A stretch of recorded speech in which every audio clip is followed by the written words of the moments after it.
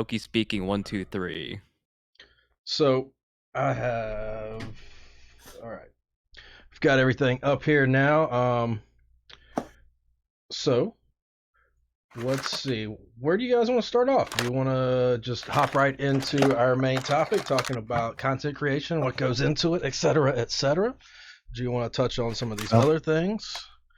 Just what would you guys like to start with?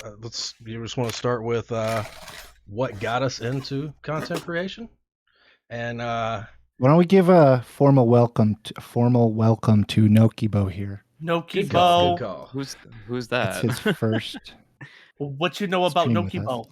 Nobody knows So what I'm doing. Just kidding. But yeah, thanks for inviting me into this group. I'm a very nervous just kidding. But yeah, thanks you for inviting me in. Hopefully I can have some fun insights and conversation with you guys. So, yeah, definitely, See definitely. We're Mukibo in the glad to background. have you. oh yeah, Okay. cow. Okay, I think I might need to do that on this computer. There we go. I'm like, so they're sliding you up on Discord, so you're a little louder for some reason. I'm like, why isn't it going up? Because I'm doing it on the wrong computer. Okay. So Nokibo, welcome. We do have a couple other new people that'll be joining us in the future. We've got some. It was pointed out to us that we didn't have any females, so we've got Patty, Sinjin Wong, and Starfire on board. Still waiting back to hear from Rumi, and there's a few other people we're talking to add to the collective of keyboard streamers for the co-streams. Ooh, So awesome. there's that to look forward to, everybody. We're gonna start trying to do 2 a month moving forward. Probably set some kind of schedule, a certain day, and all of that, and hopefully we'll start going pretty regularly and have a set date instead of these just being kind of sporadic as they have been. Also, for anyone that has not seen, we do have a Google form for suggestions. If you would like to make suggestions of things that you would like to see, things you didn't like to see, etc., and so forth, I just posted the link there. There's a suggestion form. Please feel free to go fill that out. Let us know what you'd like to see, what you didn't like to see, what you did like to see, etc., so on and so forth. So, like I said a moment ago, tonight we're going to be talking about content creation for the most part, from, Keep content creation specifically. And we're just going to talk about what got us into it, what it's like doing it, what kind of things we have planned in the future, what kind of things, where we see content creation going, etc., etc. So, who wants to start this off? I think a good starting place is probably to be what got us into content creation. Yeah, the start of it all. Yeah. Noki, would you like to start us God off damn as it. the, initiation by fire as the new guy? Yeah, sure. So this is the initiation process, huh? Um, but yeah, when I started, it was right when COVID first started. I left my job, which I was in the dental technician field, and I didn't work for like like a year or so.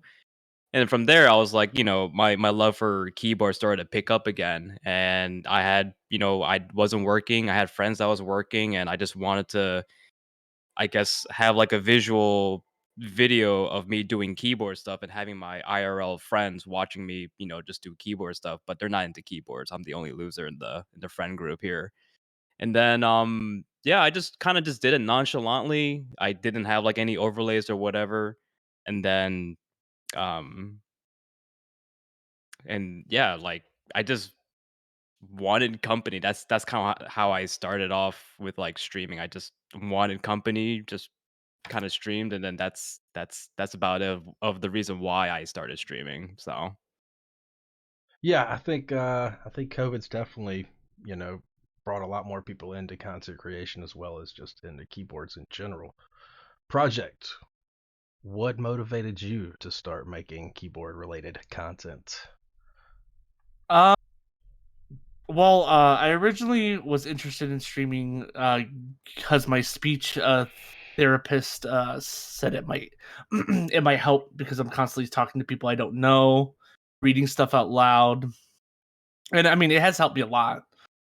But yeah, I just like to speak to people while I work on keyboards because I don't know anyone else in the real world that likes keyboards. So it's nice to be able to talk to people that like them.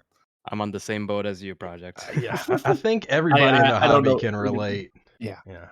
Yeah. Yeah, Yeah, if you're so- if you're in a friend group where they'd say like, "Oh, we like keyboards. We love it when you talk about keyboards." They're really not your friends. They're just Or- kidding around with you. Or they're your friends and they're just being nice. Mhm. True. Triggidy, I think out of Hi. the four of us here right now, you're the newest one to start streaming. Newest. Yep. I started in Definitely January. got affiliate there really quick, which is awesome. What Well, yeah, it still Congrats. took me about a month or so, at least, because I can only stream like once a week.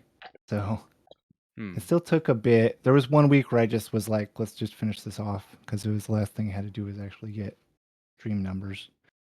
So, but yeah, I started in January. Intended on starting in November.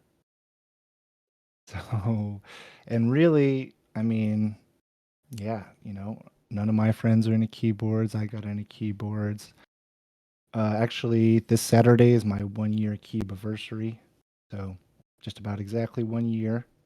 And so in November, it was about, I was in it for like 6 or 7 months at that point, and well, less than that. But so that's when stuff starts coming in. So you finally Okay. start getting stuff, Hmm. keyboards and stuff, and group buy. And so I don't know. By that time, I had already been in everybody's Twitch stream and made friends with people, and I don't have any real life friends either that are into keyboards, so I wanted to share it with somebody. It's really just, I wanted to share it with the community, my keyboard experience. That's it. It's, I don't care about actually being a professional streamer or anything, but it's been great. It's got me more involved in the community. I've met even more cool people and stuff because of it. So I'm glad that I did it. It's really enhanced the hobby. It's really time consuming.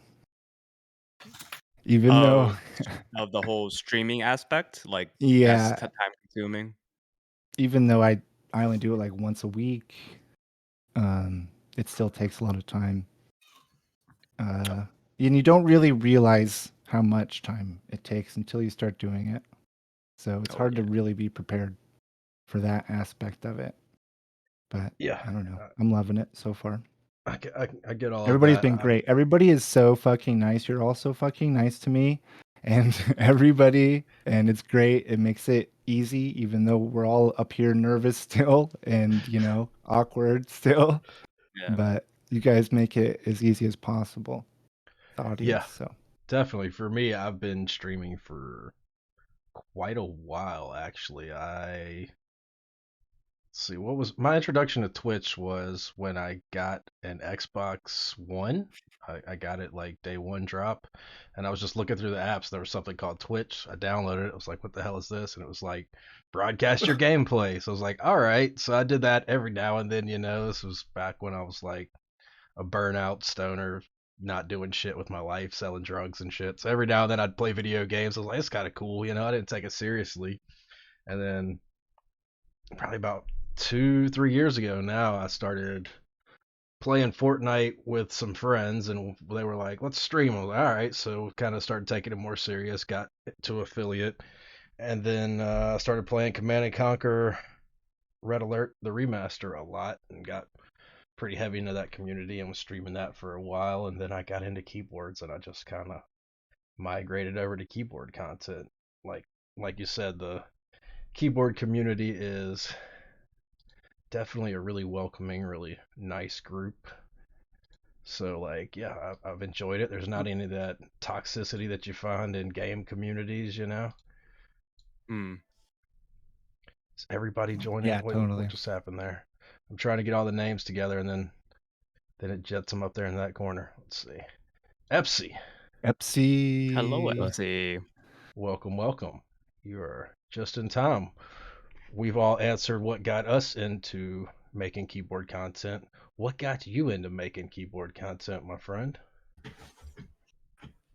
I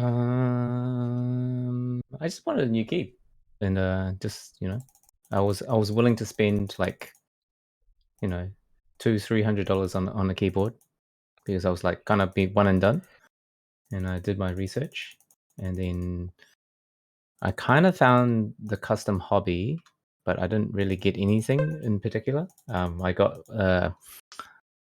what is it? It's got a number. It's a hex keyboard, not the probably the hex keyboard. It's the AliExpress one. It's like a hot swap 104 keyboard. I had box whites, which I liked. I still like box whites. Not bad, yeah. And then, yeah, I guess I kind of was in the hobby for like half a year, and some of my friends were in it and things like that. And then eventually got a F18X from Gion, and then that was it. That was pretty much it. Yeah, but before I got the F18X, I had already started streaming, and I was thinking about streaming just as the pandemic kind of hit. So I had already gotten all my gear before all the prices had gone up on webcams and things like that, and before they were out of stock, so I was kind of lucky on that.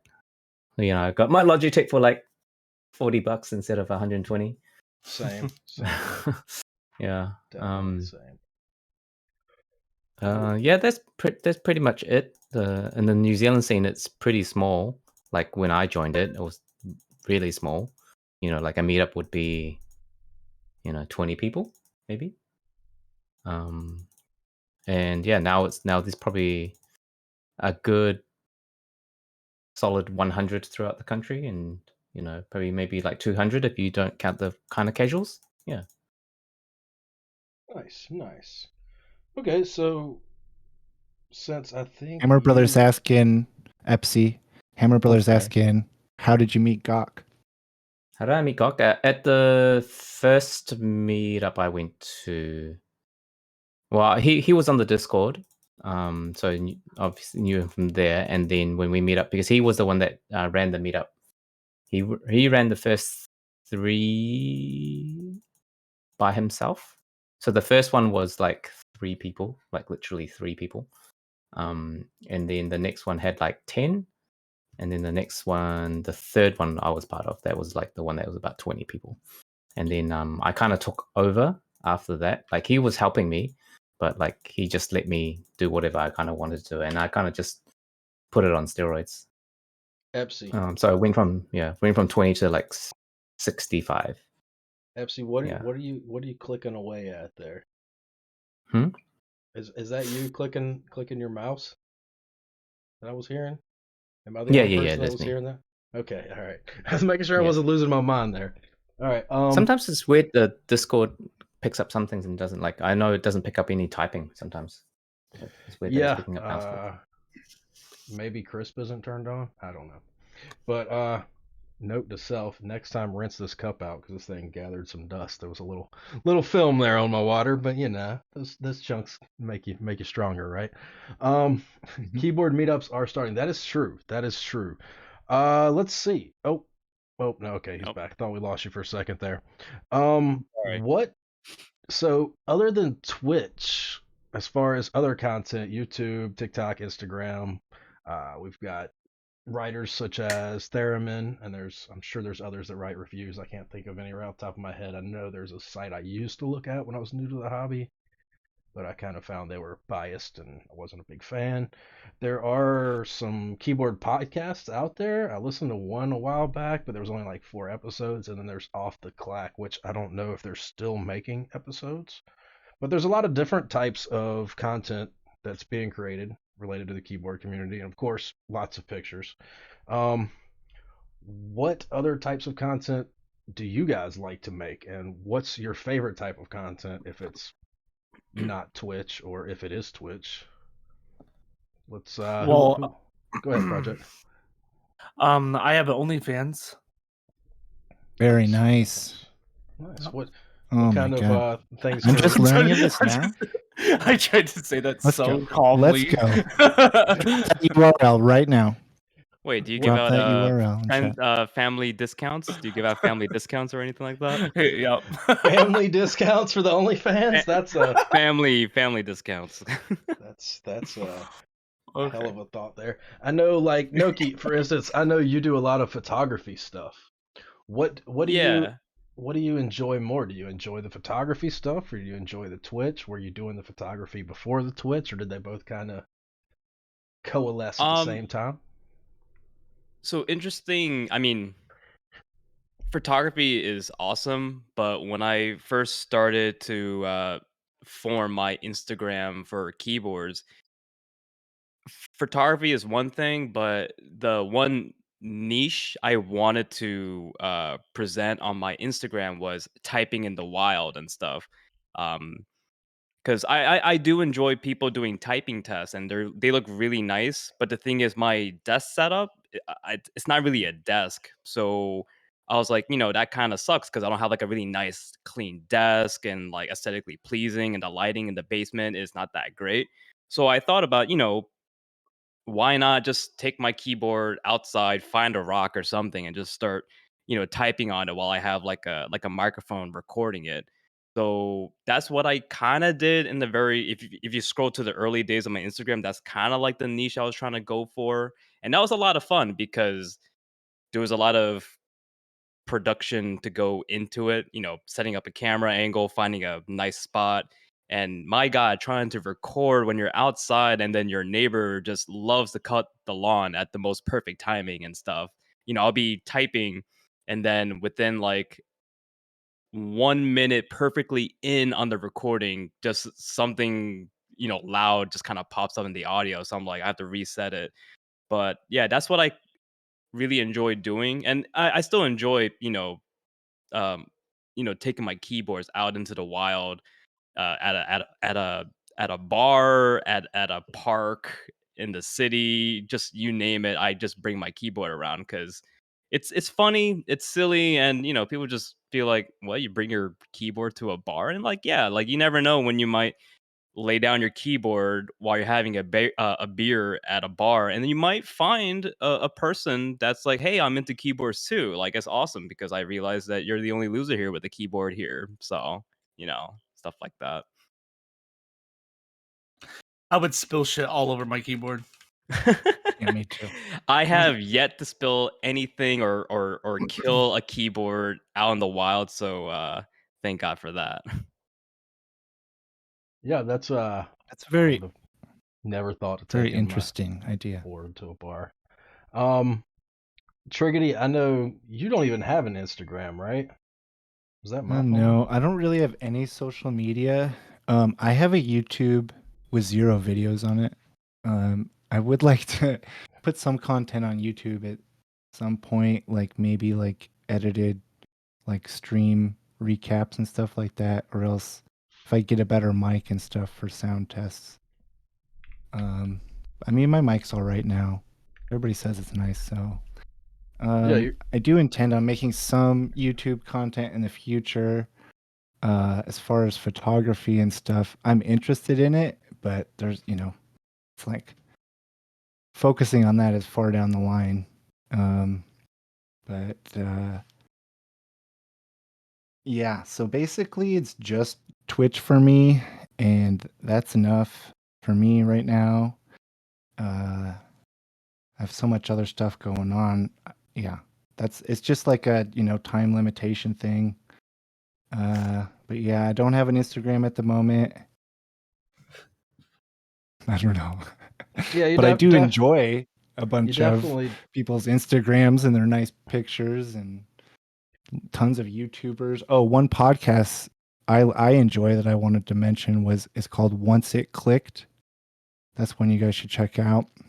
Pretty good every time. It's like every 2 weeks, I think, or about there. Month to or so. 2 weeks to a month it comes out. And it's usually artisan people. In fact, it might be artisan people every single time. But yeah, it's a really good one. Yeah. And like when I was coming into the hobby, there was a lot of YouTubers that I really enjoyed. Like Shoobs especially, because he was kind of just like getting bigger. So I really enjoyed Shoobs. And another YouTuber I really enjoy that I don't think a lot of people know about is Technology Brother on YouTube. He's great. He does a lot of stuff with Maker and stuff, which, you know, I have a couple of Maker boards and stuff. One's on the way still. And yeah, I don't know. That's all. Yeah, I think with the time that you have available, probably just sticking with Twitch is good. You don't want to spread yourself too thin, and it's better to make one thing that's good quality than 10 things that are low quality, I think. Because if you spread Yeah, yourself too but thin, you'd have to cut corners. that's why if I did anything, it would just be like using YouTube like an extension of the, of Twitch, just like, for editing Twitch streams or whatever, or clips or whatever from the stream. That would be the first thing I did besides Twitch. Project. I know you. Sorry, I've got a piece of candy in my mouth. I know you had started doing some stuff on TikTok. Did you give that up, or are you still working on that? How did that go? I don't know. I don't know. I mean, to be honest, I literally only stream to hang out with people. I don't know. I don't really. I don't. I don't really have a lot of time for a lot of stuff. So. Do you have a Yeah, YouTube or anything? I mean, I have a YouTube. I'm probably not going to do anything there. I literally only stream because it's fun. Even if I have one person in there. Yeah, I mean, I literally. Yeah, there's no. I mean, if you're happy with what you're doing, no need to branch out. Yeah. Epsi, how about you? I know you have a YouTube. Are you still making content for your YouTube? I know you did your Kiwi Yeah. video. I've seen that. What Oh, I mean, I make some stuff, but like most of the time, it just comes down to time. And like my setup is just where my desk is. So if I want to do anything else, it's kind of like a big hassle. And then editing takes a long time. And just, I guess, I just don't want to make random content. Like I do sound tests, and that's, I guess, in some sense it's random, but it's just after a build. Usually I do a sound test, but it's hard to think of original content for keyboard stuff. Yeah. I mean, most of the time, like even like all the, I would say the more mainstream ones, like Shoobs and those guys, they get a keyboard, right, and then they essentially make a review of it, put on some B-rolls and stuff like that, and it's good, but it's not exactly original content. It's there's not content that you go back and watch over and over again, or be like, oh yeah, recommend you this because this is an in-stock keyboard or whatever, because everything is a group buy in this hobby.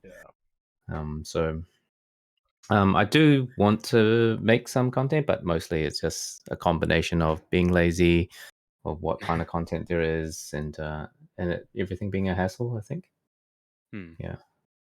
Because you want, if you want to build a following on YouTube of that, you have to be consistent.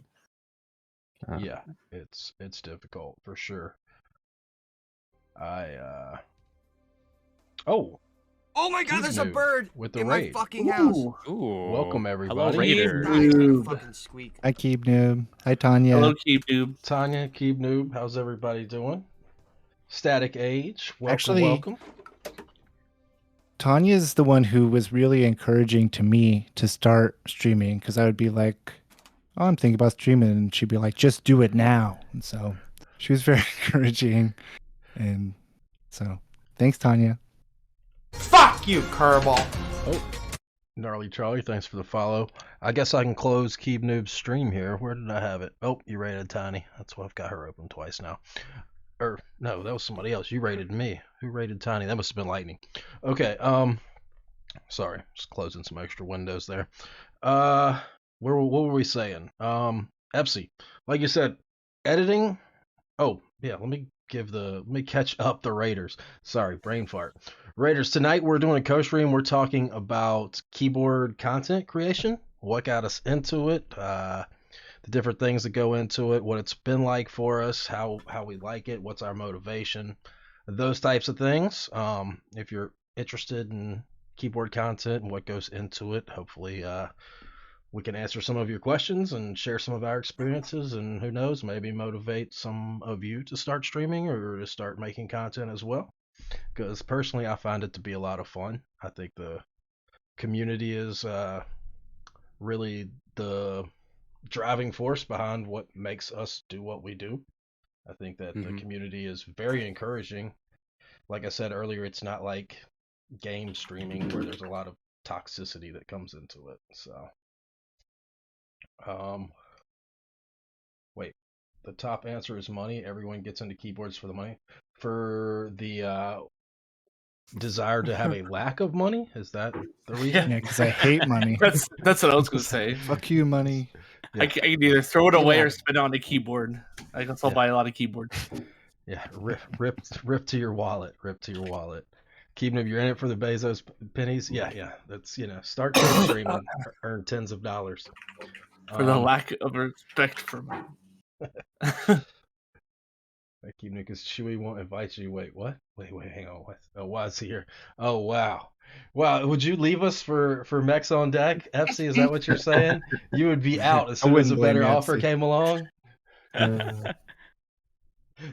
No loyalty here. See, Static was right. Everyone gets into the keyboard for the money. Yeah, for getting rid Money of the money. talks. For getting rid of the money. But like Epsi was saying, like that is one of the good things about Twitch. You don't have to do any editing because it's all live. I mean, you could do the YouTube streams, but I don't think their streaming platform is quite as what's the word I'm looking for? I don't know, not quite as good as Twitch. It's just not got the That's same. the thing with YouTube is you have to already have a following before you start streaming on there. Otherwise, because it doesn't work like Twitch where it's like everybody's recommending everybody. You can raid other people to get a bit of attention and things like that. Like and the keyboard community is pretty good about like, hey, that guy's a small streamer, he needs some love, and go over there, kind of thing. Even the big streamers do it, right? Like the big streamers, if there's nobody, they'll go to a person with two viewers and go there. I've seen it before. Yeah, I definitely usually try to raid smaller streamers. Static Age Beard Group by? I don't know what that. Wait, what did I miss here? But yeah. So editing is definitely a pain in the ass. Like I do a little YouTube stuff, mostly like unboxing, sound tests, and I just re-upload my streams. I don't really edit the streams, but the amount of editing that goes into it for the little bit of editing that I do and the amount of time it takes still blows my mind. Like a 5-minute video, I'll spend 2 hours trying to edit it, and I don't really do much. I add in some music and clip off the ends and maybe blur something here and there, that kind of stuff, but it's a pain in the ass for sure. So go ahead. Go on. Go ahead. So I'm pretty sure everyone knows about like Hippo Keys making the unicorn switches, and I took some pictures of it, but I really wanted to help people get an idea of what they sound like, comparing it, doing sound comparisons and stuff. So when I was deciding to record it and upload onto YouTube, I mean, I just kind of did like a very bare minimum because editing takes so much time, and even writing a script, just knowing what you want to say and maybe like doing a nice little B-roll shot. But for someone like me who I'm more focused on, photography and streaming and working a full-time job, I kind of have too much on my plate. And people say, "Oh, you should dabble on YouTube, branch out a bit." But the thing is, YouTube, Oh my God, like there's as a Etsy bird said, like in my fucking house. it's a lot of work. It's a lot of editing to do. Oh, my goodness. Ooh, another raid. We just get another big Tiny. ass raid. Tiny. Thanks. Pretty big. Welcome, Tiny. Hello, Welcome hello. everybody from Tiny's stream. Tiny raid. It's a It's a massive raid. Big tiny raid. The large tiny raid. For those of you that are new to my channel and just coming Fuck in, you, Raiders, Kirball. I appreciate the follow there. Closty? Is it Closty? Chaosty? Crusty? I don't know what that. I'm thinking it's Hi, supposed to be Closty. Thanks for the follow. So what we're doing here, we do these co-streams from time to time. We're kind of making them a twice a month thing. There's a group of us that we, kind of rotate in and out doing these things. But we're doing one tonight, and you just happen to be rating at the right time. Tonight we are talking about keyboard content creation, and all aspects of content creation is pretty much what we're talking about here. So feel free to ask questions in chat. I'm going to be doing a couple giveaways at the end of the stream. I've got a Desk Mat and a GeonWorks shirt. Fuck you, Kirball. Hello, Cheesy. Thank you for the follow. Noki, do you want to pick up there where you left off?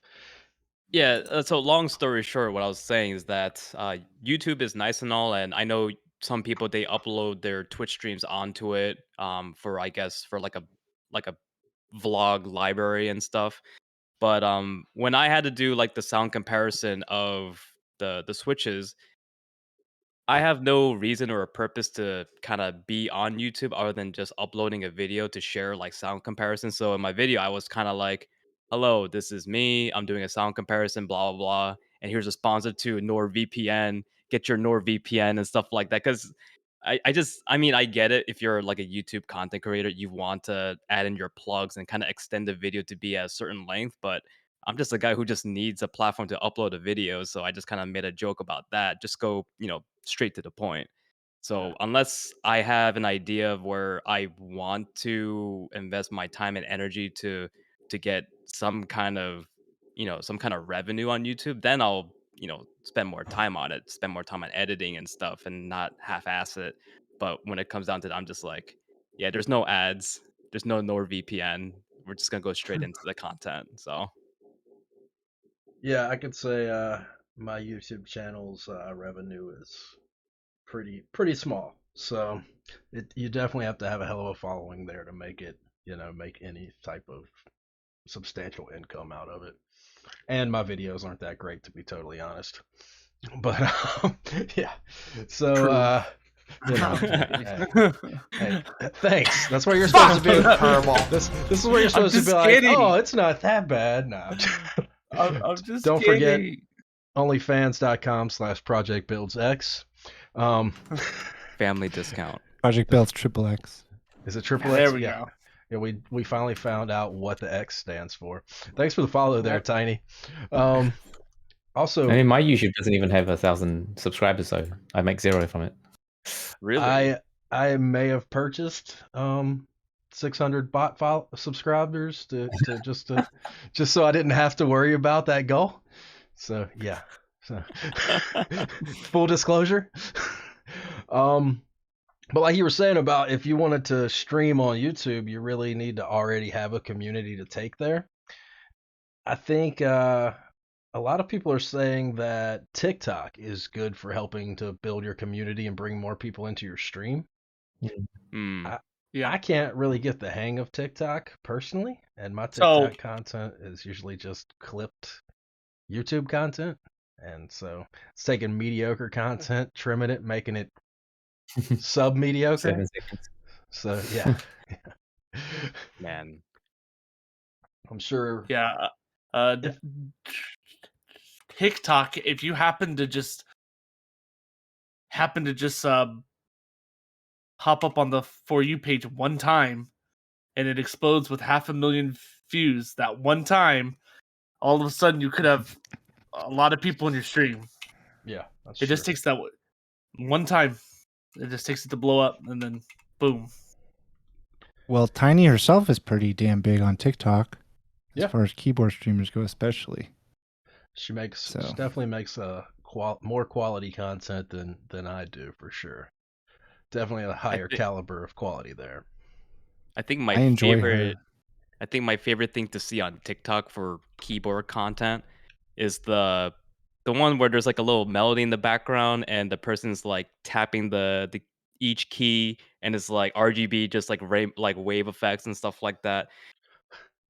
Maybe seeing it five or 10 times, I'm like, all right, that's pretty cool. That's creative. But when you see like, I don't know what gets me, the fact that everyone does it, or the fact that when you read the comments and everyone's like, oh my God, what keyboard is that? I need a keyboard that can do exactly that. And I'm like, my God, Yeah. what's wrong with you people? Also, we've got Backspace Sid here. Backspace Sid is a bit of a big deal over on TikTok as well. Oh yeah, big fan. Big fan. Yeah, yeah, he's Only fan. he's Do it now. definitely got more actual followers than I do. I may have botted that as well, uh, which I kind of regret that, but you know, live and learn, I guess. Backspace Sid was giving me some advice on TikTok stuff, but I don't know if I have the time and effort to dedicate into making dedicated TikTok stuff. It feels like it's definitely for a lower attention span audience. You've got Do to you think it's be. also an age thing as well? Because I'm 32, but from what I see a lot, or the people that I talk to, it just seems like the younger folks, they're able to kind of grasp the whole TikTok thing. That could be just me. So Yeah, I would 100% agree with that. Yeah. I would. Yeah. I think For, everything's just easily accessible when it's something like TikTok, because they if they have 10 minutes, they're scrolling through like heaps and heaps of videos, right? And then is it just one button to share? They're like, oh, well, one click to like and whatever, and it's so easy to to consume and to share for the younger viewers. yeah. Like they're out with their mates, whatever, and then they just got 2 minutes to kill, whatever, and they're there on TikTok. Where for us, we're not doing that, or we didn't grow up doing that as well. yeah. And that's the big thing, is habits, right? Mm-hmm. Like Yeah, I for assume sure. when Project has 2 minutes, he's just like, oh yep, get up my vape and I'm just gonna smoke, whatever, rather than scroll on something. Yeah, Could make a vape and TikTok. yeah, probably definitely a niche there. I know for So, me, like, I go ahead. actually watch a lot of TikTok. I like to look. I'm the hip one. Okay, obviously I watch a He lot of is the TikTok. hip one. I do watch a Yeah, lot of TikTok. the thing with TikTok, like, there's something about it. It sucks you in for sure. Like, because every It's now and then I'll be like, funny hey, as hell too. yeah, There's a lot of good fucking funny hilarious stuff on there. There's a lot of times where it's like, oh, I'm gonna go up here and look for a couple minutes. Next thing I know, 45 minutes have been passed, and I've just been going through shit, and it definitely sucks you in once you sit down and start playing with it. Let's see.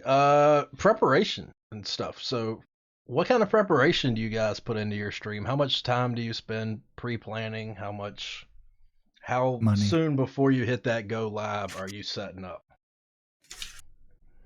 Oh, Triggidy, take it away. sure. I mean, I'm generally late.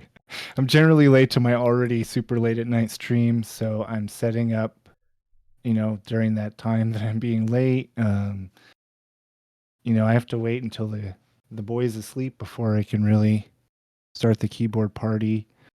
So, and there's always something. There's always like, some bot commands or some OBS stuff. A lot of it is stuff like that. A lot of it is bot stuff and OBS stuff and maybe some Twitch platform stuff, and not really like necessarily anything to do with keyboards, you know. But yeah, I don't know.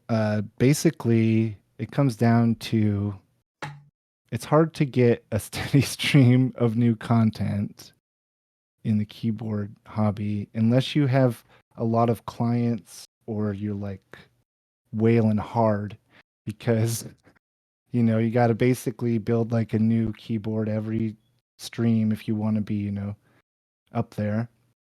I've built the Scarlett 7 times. I've built the Scarlett 7 times. I've built one or two other keyboards. I'll be building a new keyboard this weekend, the Portal. So I mean, yeah, You know, it's hard to get, and it always costs money to get content for, you know, this. That And so was- it's a very hard balancing act, you know, of like how much do I want to stream and how much do I want to have a house next month, you know. That's definitely the hardest part of starting with the keyboard streaming until you can figure out a way to successfully finance or get people to let you build their boards. Because yeah, like I think it was in one of Alex Oto's streams he was talking about. He's like, you know, whenever I first started, I had a rotation of like what 2 or 3 boards. He said that he was rebuilding every other stream. So like you said, I think the rebuilding thing is definitely something people do. What I did personally when I first started is I would buy stuff, build a board, sell it on Mech Market, and then rinse and repeat. Right. So Yeah. that's what worked for me. Project. What goes into preparation for you for your streams? I mean, honestly, I'm pretty scuffed. I just kind of just start it and just hope I don't screw anything up. Yeah, and then He's actually just like so legit that he's just permanently ready. Yeah, always, yeah, always. Well, yeah. I mean, So I you know, I gotta wait till all my kids are in bed. You know, so that's the number one thing. I gotta put the kids to bed. But then, yeah, as soon as the kids are in bed, I usually just sit down, make sure that my area around me looks okay, and start. yeah, I was gonna say, don't you have like 18 kids you've got to get situated Yeah. before you can stream? Because you don't really have a schedule either. You just kind of stream when you can, right? Yeah, so I stream Monday, Wednesday, Friday, Saturday, but like you guys have been saying, I haven't really had anything to stream. So that's the problem. So it's like, I don't know. It is Yeah, kind of hard because I don't want to spend money right now. My wife got mad at me. I don't want to spend money right now on shit. But I have nothing to build. I mean, yeah, I can rebuild shit over and over again, like you said, but yeah, no. it's definitely hard to get commissions too, especially with so many people offering free commissions. It seems like a lot of the people want to go to the larger streamers for commissions, which is understandable. You know, they want somebody that's popular building their board. I can get that, but yeah, it's definitely hard to have boards to make content, like you said, for sure. One thing I try to do is like kind of focus on switches, you know, kind of like comparing the switches, you know, and that aspect of it. Doing sort of a like little mini cheaper. review, little mini review, loom Well, you stream know. type thing. Epsi, what kind of preparation do you do? Mostly just like the build commands and things like that. Depending on the build, I might prep stabs offline because it's just maybe I just don't want the stream to be like super long. I see, you know, like there's some streamers that go on for like 5 hours when they're building a keyboard. And I just don't have time to do that. Because I usually stream 7 o'clock my time, and you know, a couple of hours, 3 hours, that's 10 o'clock, and you know, it's bedtime for me. I can't go until past midnight streaming. So that's my biggest one, unless it's on a Sunday build, which I can go a little bit longer, but again, I still don't really want to. Yeah, well, if you guys, when I've been in the streaming part of the hobby for a while now, so I can definitely relate to, you know, Project's and Triggidy's viewpoint on about getting content and things like that, and that's why a lot of streamers actually stop streaming in some sense. So the main parts is like consistent content, being able to every week have something different and not just again do rebuilds or lubing on stream.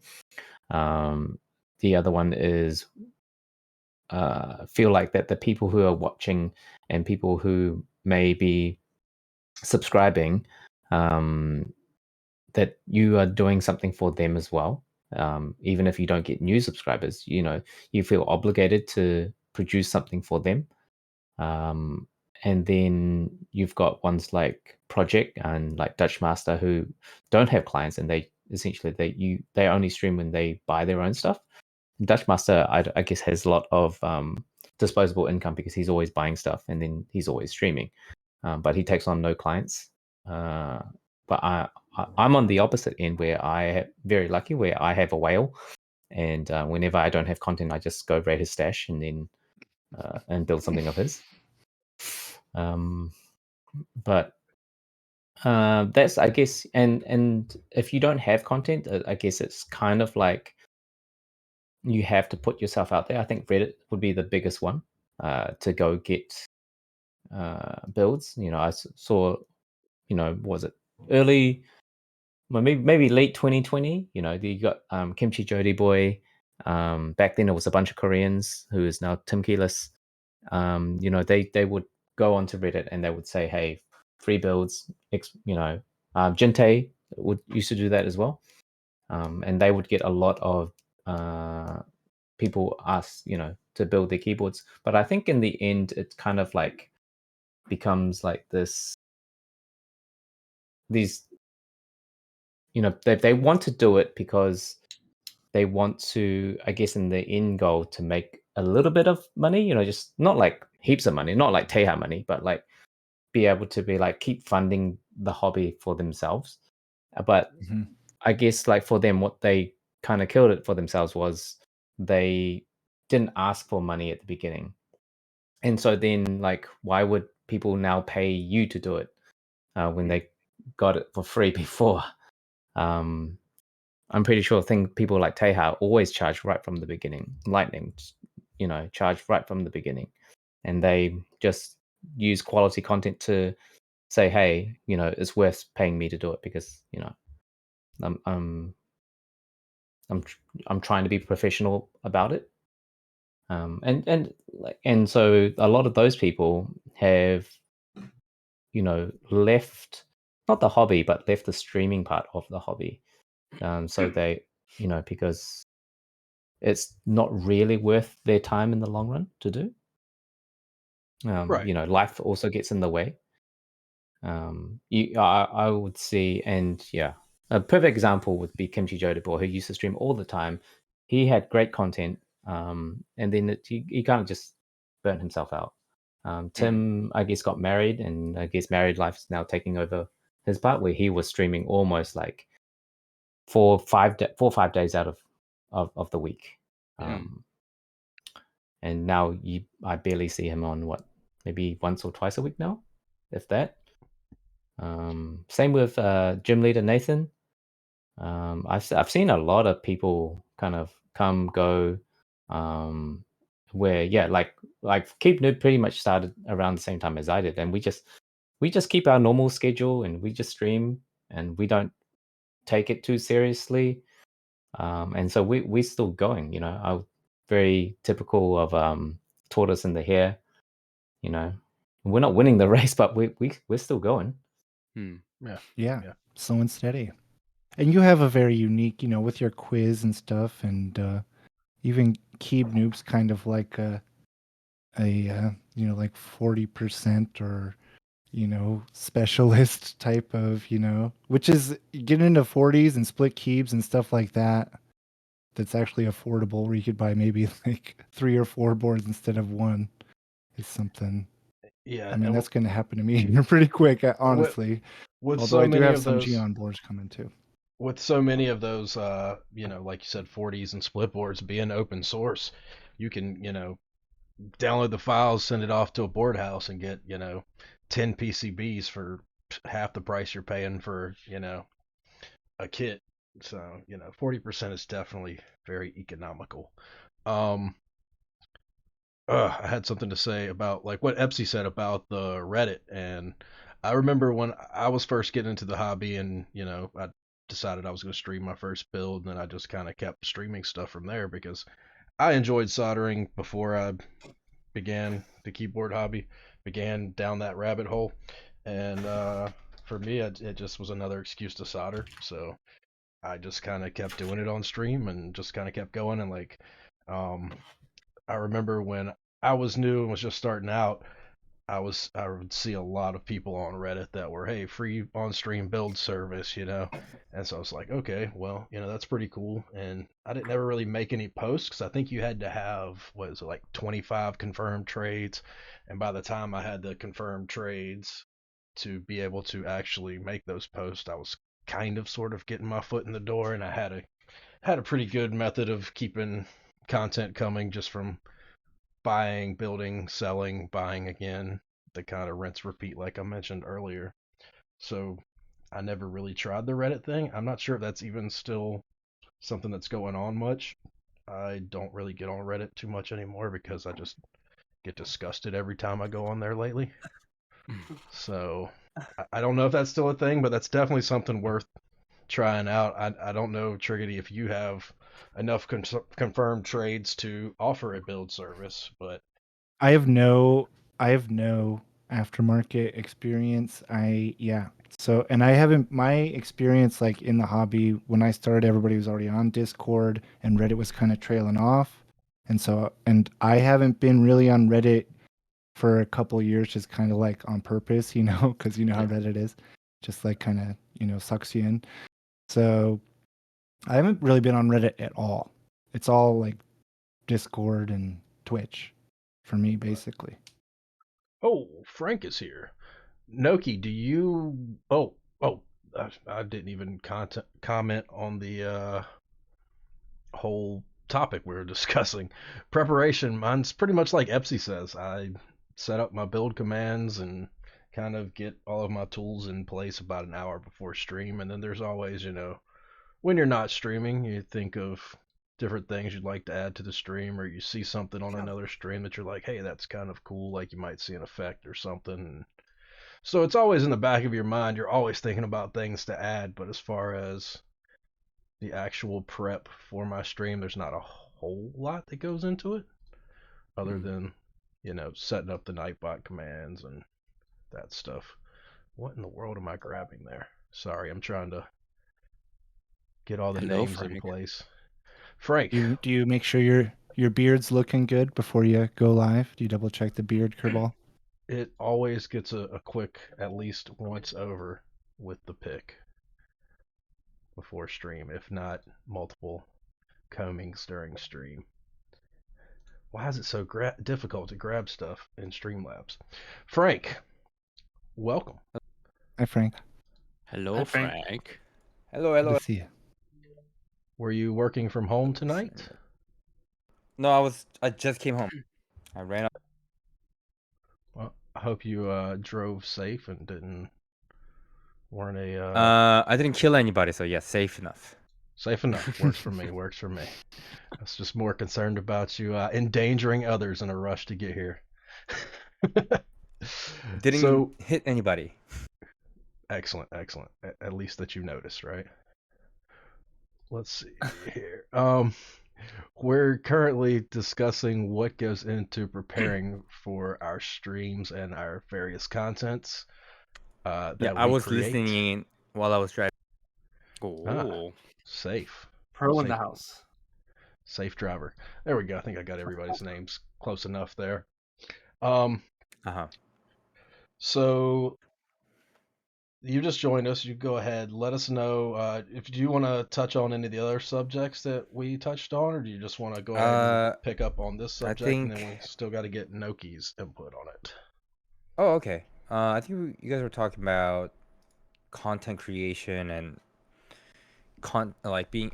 I think just right before I got into my parking garage, you guys were talking about being able to come up with the content for stream and whatnot. I like to tell people, like, first, like, I've had discussion with other streamers before about burning out and contents and what to do on streams. I always ask them, like, why do you stream? Is your purpose and goal to make it big on Twitch and content creation in general, or are you just doing it because you're having a good time? And if your answer is the first one, yeah, invest some money, invest some time, actually create some content that you are really proud of every time you upload something and you put on stream. If your answer is the latter one, where you're just doing it for fun, don't be stressed out. Fuck. If you don't have content, no one's gonna blame you for not streaming for like week or two, or even a month or two. It doesn't really fucking matter. We'll miss you. You can hang out with us in other channels and chat. But if you are not going to be able to provide us like with the new build, the newest build, and the hypest, board out there, it doesn't matter. We don't. Let's be honest. Most of us, we don't watch each other just because you guys have the best content. Like Kirball, your fucking green screen sucks. So like, why would I want to watch you, right? But we watch each other because you green guys are screen is actually awesome. entertaining and Fuck fun. you. But it's Well- fun, It's like it's more of a relationship, friendship that we build, and just being able to putting contents out. With that said, if you need help with coming up with a new, like, affordable idea for contents, there are plenty, and you guys already mentioned about rebuilding and stuff like that. And sure, ICGB review can be boring, and you can do that so often too. I go on Craigslist and Facebook Market quite often, just find cheap mechanical keyboard. They're $15 to $20. You can buy them easily. Mod it. Stuff from foam and whatever. Make it thocky. That's what sells on TikTok. So that's bridging into TikTok. Do fucking thock shit and they'll eat that shit up really quick. So knowing the crowd on Twitch, YouTube, Fuck you, Kirball. and I think we talked about how TikTok usually have a younger crowd and all this stuff. They can afford fucking 7V. They cannot afford, even Frog. They cannot stay up late and try to get lucky with this shit. They just want to hear what's in trend, and that is stock. If you can do that with $20 board that you pick up from Craigslist and mod, hell, go Yeah. for it.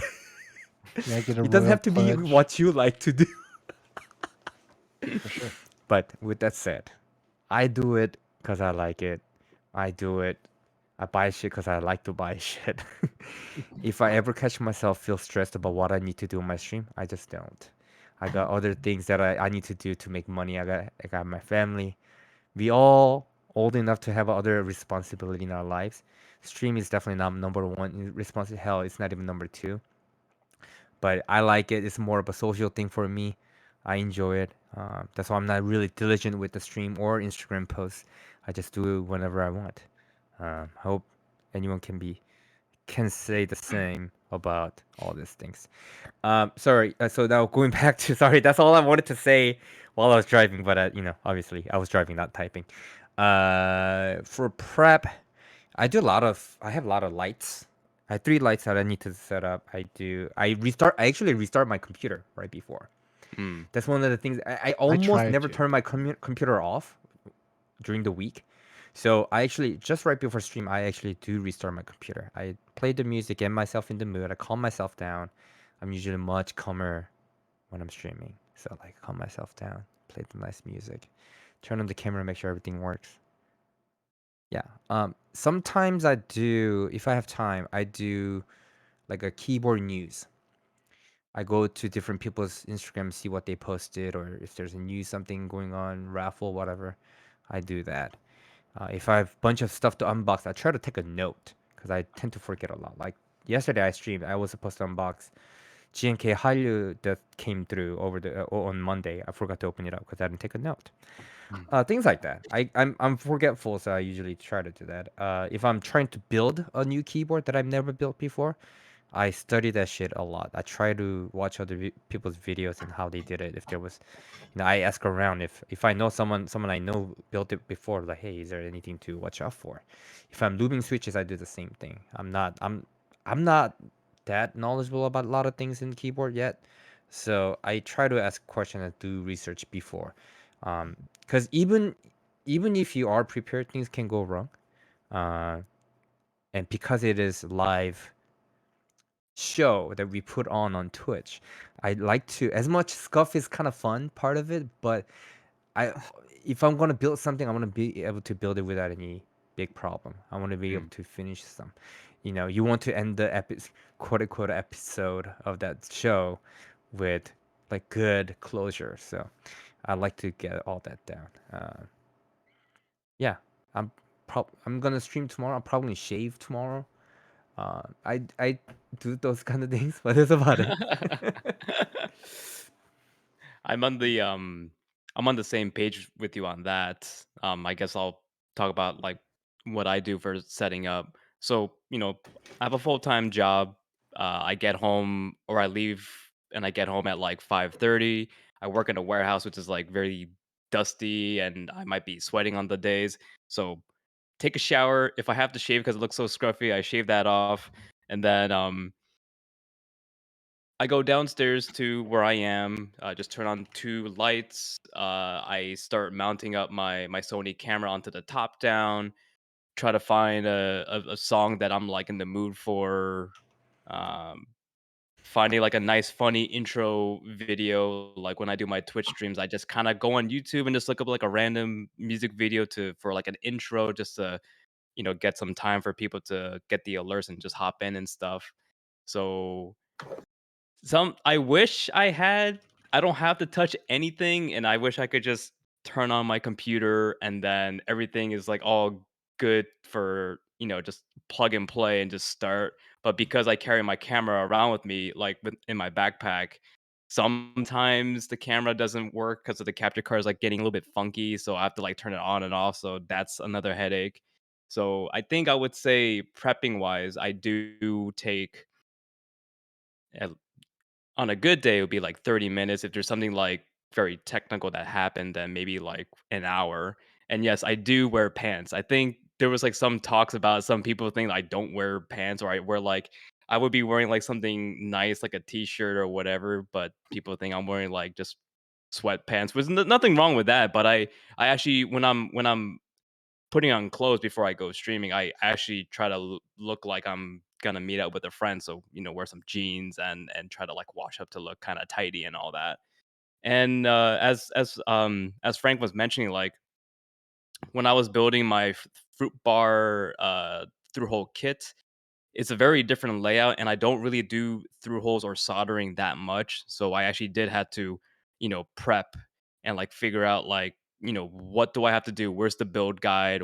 And just get like a mental note of like, all right, so we're gonna do the diodes first, and then we're gonna cut the leads, and then blah blah blah. So, you know, because I as much as people as much as people like scuff streams, but I have like a limiter of how much scuff that I want to present on stream, so that's why I want to do some research on a keyboard before I start building it. Because what was it like yesterday? I streamed because I was troubleshooting, trying to figure out why some keys is not working, and honestly, I didn't like streaming myself troubleshooting something because number one, I was just not very knowledgeable at all with what I was doing. So it was kind of like you were just kind of just watching me on camera of me Googling something and just being in silence because I'm like focusing on it. But I forgot that I'm on camera and people are like kind of watching and it's not a fun thing to watch. So I don't think I'm gonna be doing any more of like those troubleshooting kind of things on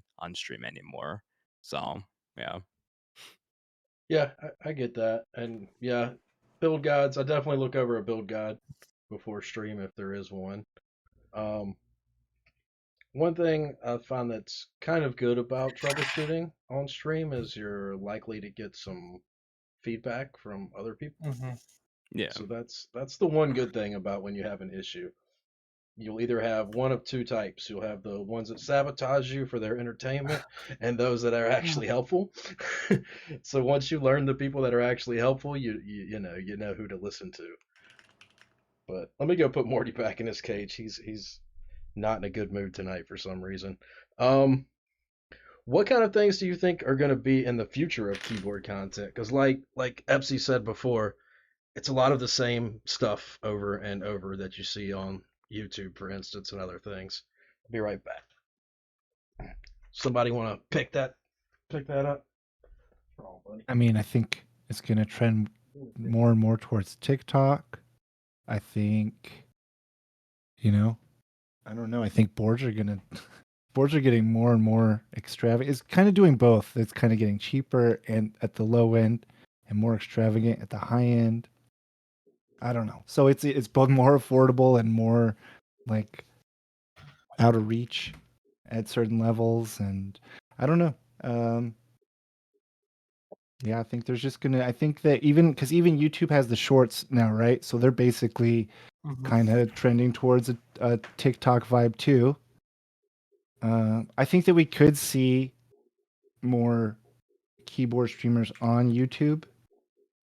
I think Hippio does Hippio stream on both, and some other people. I think that because I mean YouTube is kind of going up, as far as streaming, maybe slowly, but I don't know. Those are the trends I see. Yeah, probably still working out a lot of kinks with their streaming service. Frank, do you have any trends that you think or anything new that will be happening in the content creation world, or will it be more of, here's a build, here's how I made it thocky, here's how it sounds that everybody does? Yeah, I'm not. I mean, who knows? Who fucking knows? I mean, I've been in the quote unquote content creating and slash influencer type of thing in different field for years now. I mean, the trend is right. It's TikTok short-term video, what is it? Short length videos are really on the rise, but at the same time, there are really a lot of misinformation and or lack thereof in those formats. So those are entertaining. They will be eat up. People will consume because we talked about how easy it is to consume those formats. I think that's kind of where it goes. But I think some stuff will not change as far as people who are looking for solid information. They will still go to YouTube. They will search and watch longer video and find the answer they're looking for. If they want community, sense of community and relationship with, being able to interact with people, they'll still find Twitch or YouTube Live. Um, I don't think it will change drastically more than what we are experiencing right now. Um, who knows what's the next new thing? TikTok wasn't around 3 or 4 years ago, as big as like right now. So who knows what's gonna come? But whatever it might be, it is what it is. I don't know. I've been on Instagram grind for a while with my photography, and there was no money to be made. I've been shooting professionally for more than 10 years. I at one point I religiously posted something on my Instagram account of all the, let's say, like span of like 8 years of actually posting on Instagram, like strategizing what to post, when to post, which day and time zone, hashtags and geolocation back in the days. I did all that. Guess how many job actually got through Instagram?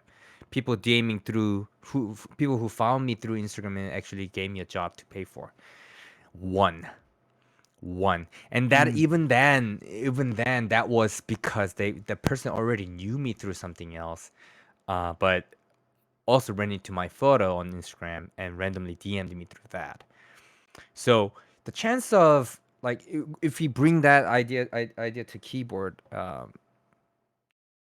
I'm assuming no one really here is trying to make money out of this hobby, other than Kirball, because he's actually running a vendor website.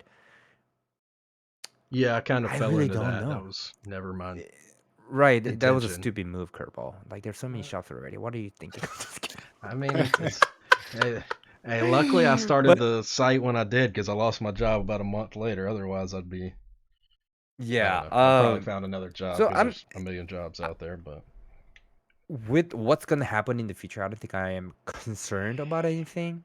I was concerned back in when I was really invested in doing Instagram. Like, oh my god, more people are doing videos. Oh my god, there's thing called, what is the other thing that people do? Like, Reels?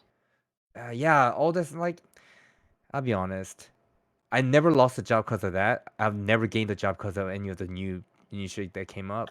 It doesn't bother me, and that I think that really officially makes me old.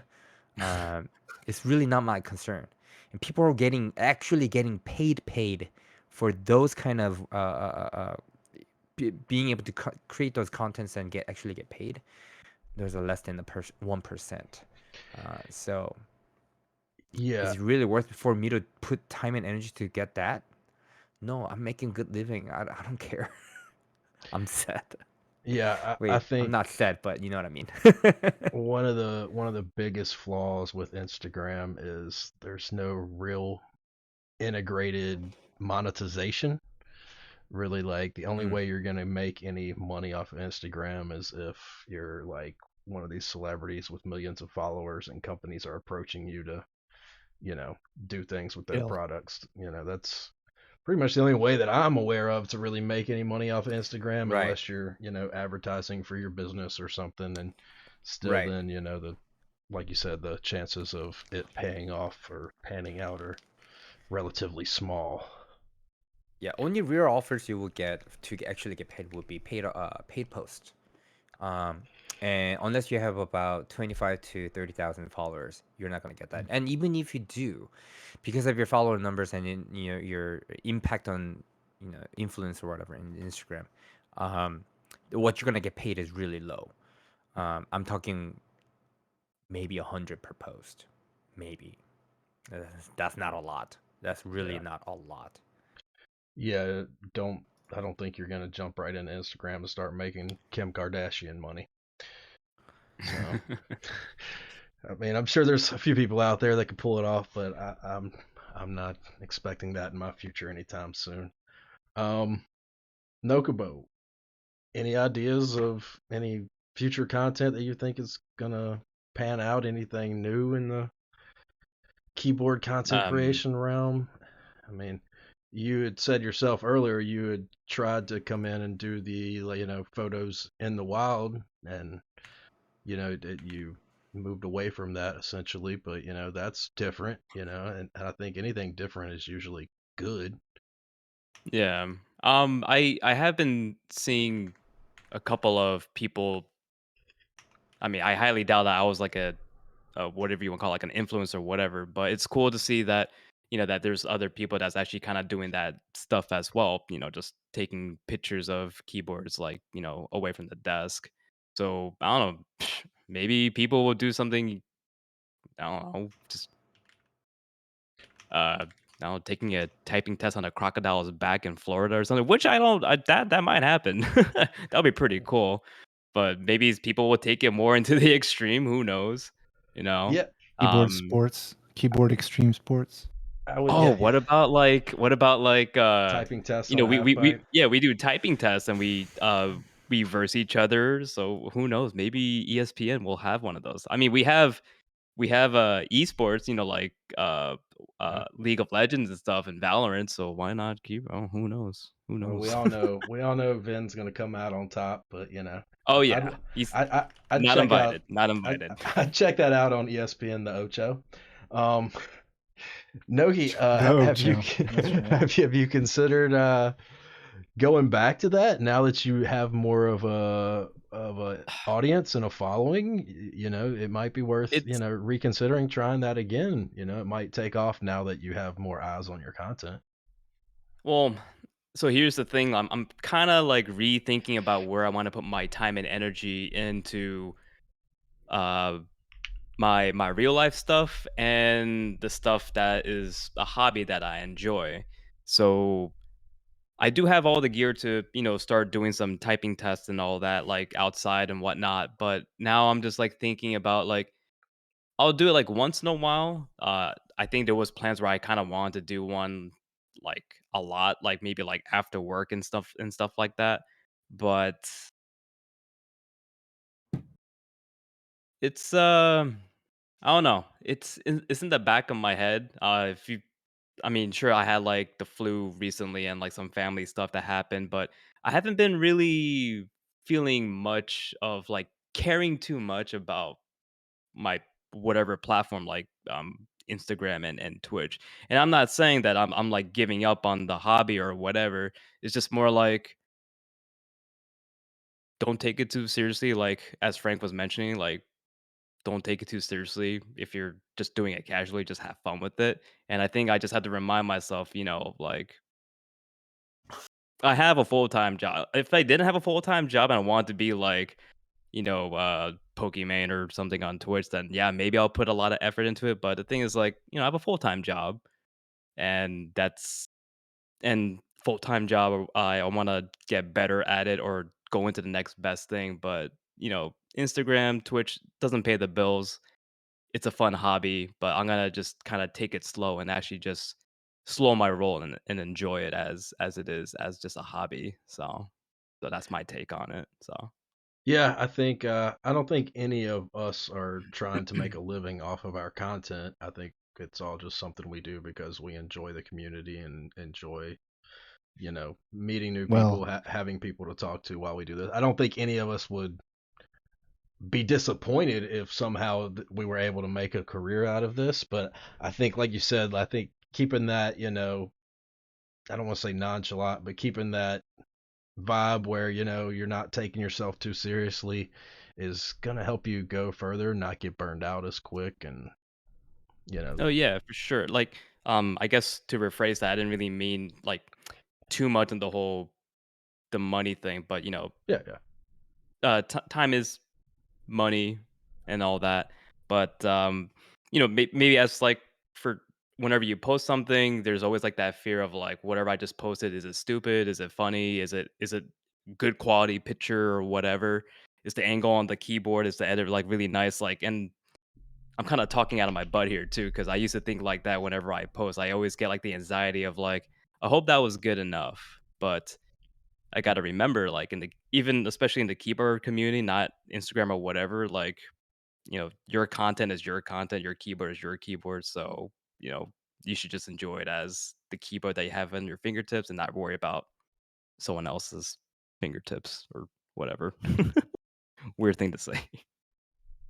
well, even if it was your goal to become a big streamer, it's extremely hard and you have to get extremely lucky. And like just looking at the keyboard community, how many Twitch streamers that stream keyboard content are full-time Twitch streamers? 2, 3 total? Like, I don't know, a handful, and that's it. Yeah. And, a lot of that is due to their timing and, so for sure. yeah. Epsi, did you already weigh in on this topic? I don't think you did.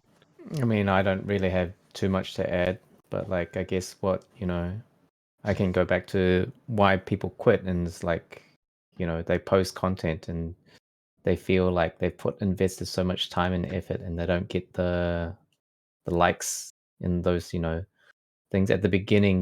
They you go from 0 to 30 likes, and it's like that big hit, right?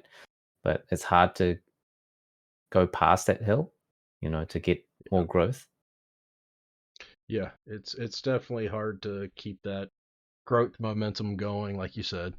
I would agree with that. And I think the main thing is for me, I have zero expectations when I go live. I fully tell myself, hey, there could be no one in this stream, and if there isn't, I'm just gonna, do as I would if there was 100 million people in here.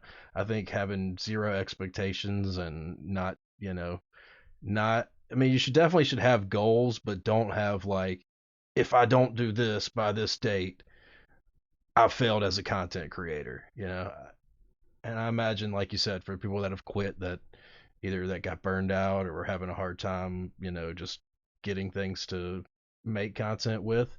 I think a lot of them probably just felt like they weren't getting the growth and stuff that they thought they would, because we're not all Teja types, we're not all Diego, we're not all Alex Odos and Marcia. And I think a lot of people, like you said, have unrealistic expectations going into it. And once they hit those hurdles, they just can't get over them, and it just discourages them. And I like having a dozen homies, hanging out and being able to have real like intimate conversations with those people, which you wouldn't be able to do if if we have Teja numbers, we can't, do that. That's And true. so I actually like that, and I wouldn't want to lose that. I don't think, because then it's like a job, right? Yeah. I If also I'm feel like, if so you go, Nucky. sorry, if I may, I'm on the East Coast, so it is 12:30. So if I will need to hop off from this chat right now. Hey, no worries, Noki. No Good night. worries. Yeah, we're probably gonna go for about another half hour, so we usually do about 2 hours. So have a good night. Thanks for joining us. Look Yeah, forward to thank you seeing guys. You guys have fun, and I will see you guys on the next time. So See stay ya cool. later. Peace. Thanks, Noki. See ya. Peace See ya. out. Bye, Doki. Bye. Sweet dreams. So yeah, like you said, it is 12:30 here on the East Coast. So this is usually about the time that we start opening things up for people that might want to join and chat with us or ask a question or talk about something in particular if that's something you would like to do. Oh, is Noki back? Back. Nope. Okay. if you would like Psych. to hop in here with us, if you will hit ! Discord, and I cannot grab this thing to save my life. This is really getting annoying. ! Discord will give you a link to my Discord. Just hop there in the general voice chat and tell Dark Mode Media what you would like to talk about, and then we will pull you over. Do you guys want to move away from the content creation stuff and touch on a couple of other topics that we have here on the list? Maybe let's talk about Geek Hack a little bit, negativity in the community. Oh, actually, before we go on, Yeah, go ahead. I know we talked about contents that we do. Anybody in chat want to share type of content that you would like to see on Twitch? Mm-hmm. What does the I- audience want to see?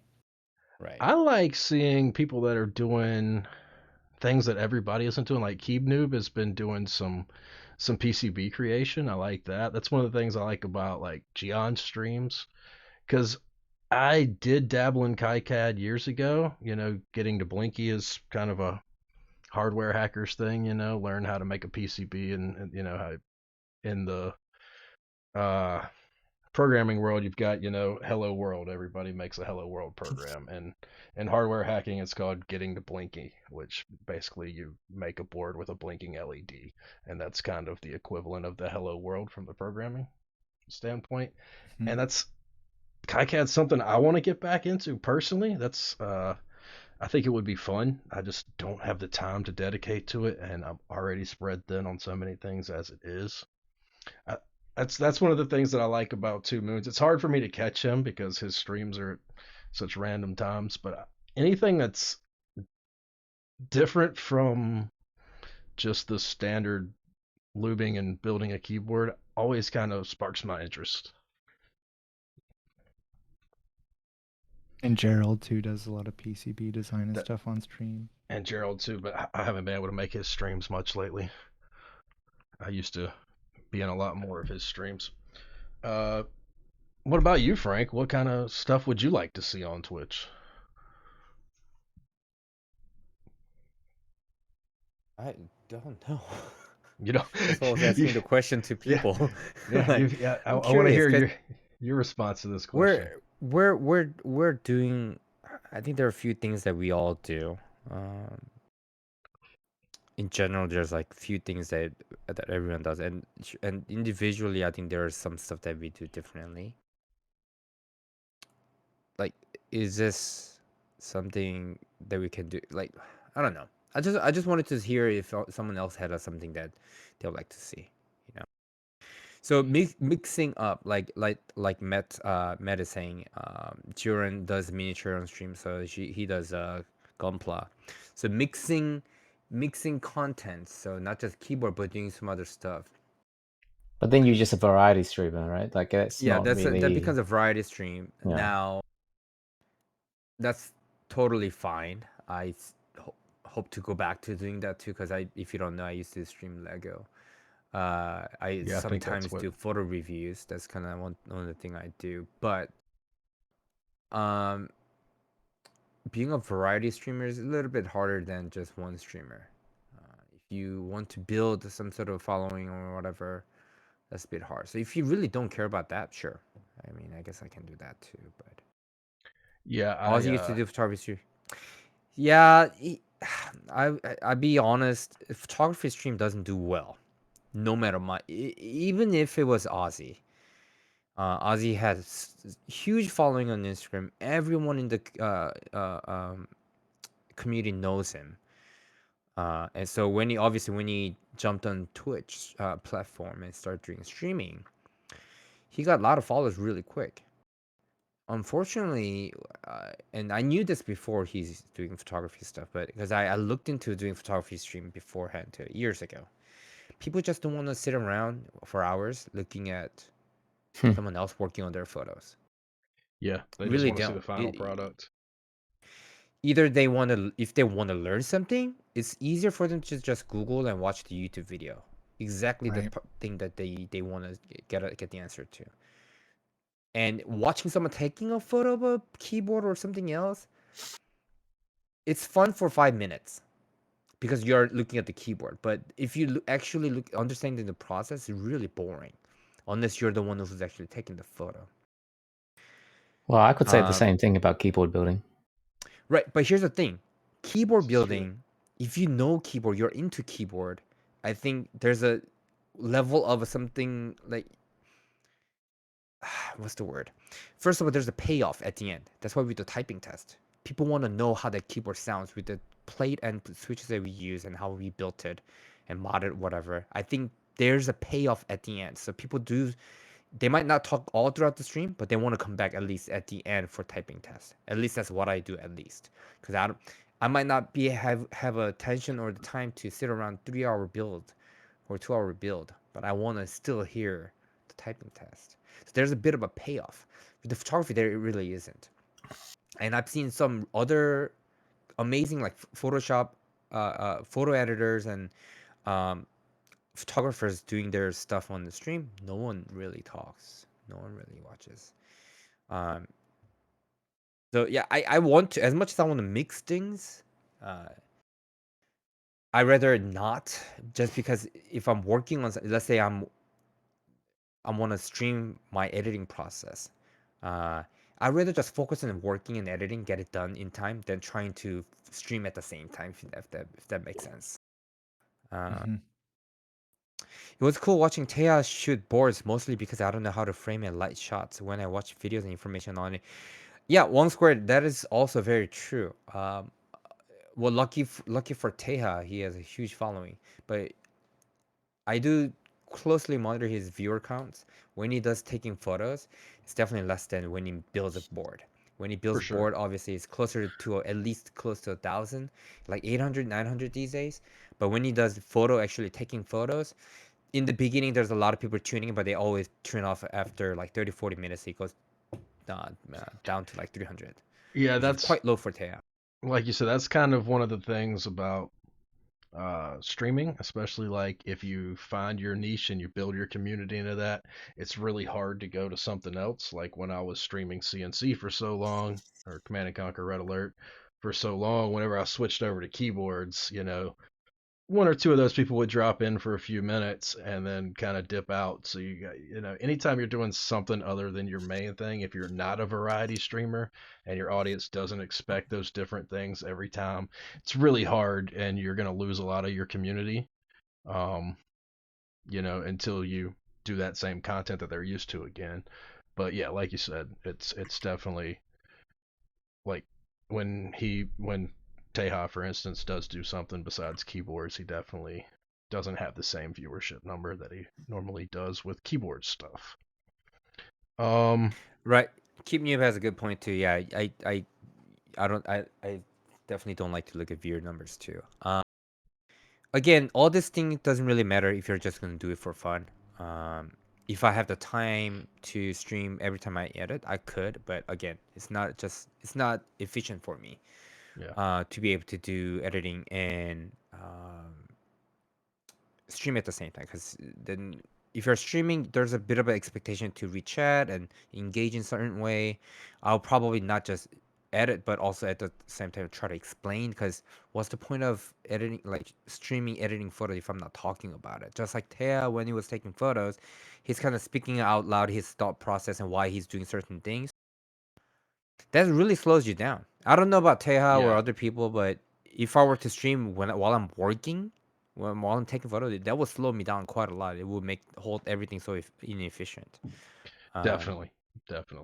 But I do want to do more Lego building. So I'll probably do that because Yeah, people want to and watch like me. like the Gunpla, like Jordan, it's been doing really well for him. I purchased some Gunpla like over a year ago and did one stream. Had a good time doing it on stream, but my usual people weren't there. It was mostly people that usually watch Gundam stuff. So I learned some, met some cool people doing that, and I've considered going back to it. And me and Joran are supposed to co-stream some Gunpla at some point. I imagine that's still gonna happen. Who knows? But yeah. So for keyboard content creation, I think let's move on. Also, I want to throw it out there again that anyone that wants to join in the chat, hop in Discord, hop in that general chat. Uh, I would like to see more people join, but if you're not comfortable, that's fine too. If people aren't interested in that, maybe that's something we'll just drop from the stream. But let's talk about someone had mentioned, I can't remember if it was in a stream or during one of our calls, that Geek Hack in particular felt like it was a negative cesspool to them. Let's talk about that and just negativity in the community, gatekeeping. Like, how do you guys feel about that kind of stuff? Do you think that Geek Hack is mostly negative gatekeepers, or do you have a different I don't. experience? I feel like it's both. There might be some negativity on there, but I don't feel like it's all negative. I personally don't really. I've never had that feeling like I want to avoid it because of the negativity or anything. But I also don't. I don't dive too deep into the threads a lot of times. I just am looking at the IC post, And if I need some more questions answered or something, then I'll look deeper. But I don't know. I understand what people are saying, but it's not something that affects me that much. Yeah, and I would agree with you. I don't think it's super gatekeepy. It was definitely when I was new to the hobby, it felt a little different. And I think a lot of what people consider gatekeeping in the community isn't really what I would consider gatekeeping, because in my opinion, gatekeeping is preventing other people from getting into the hobby. And I don't think anyone is actively out there trying to stop people from buying stuff. I don't think they're trying to keep people out of the hobby. So, I get called a gatekeeper all the time because like I'm pretty outspoken against clones and stuff like that on Reddit. So anytime I make, a comment or something on somebody's post, I get, oh, fucking gatekeeper, blah blah blah.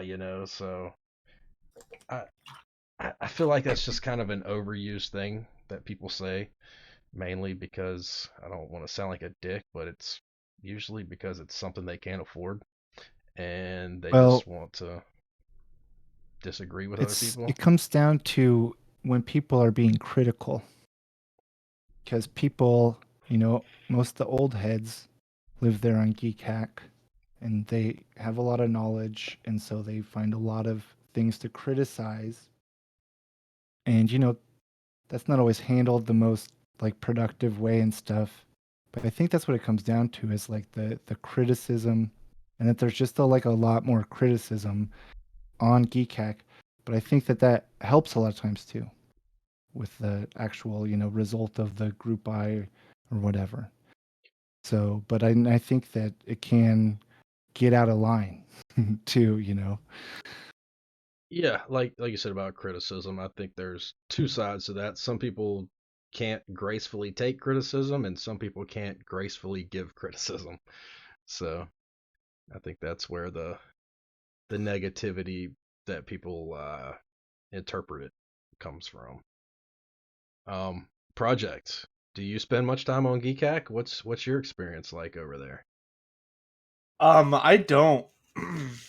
I don't spend any time on Geekhack, so I might like open up a like if I'm interested in something, I might open it up and read about it really quick. But I don't scroll through the forums and stuff like that. So I think for a lot of us as well, we kind of came into the hobby at a point when Reddit was sort of the main main place where people were talking, and it seemed more inviting and friendly.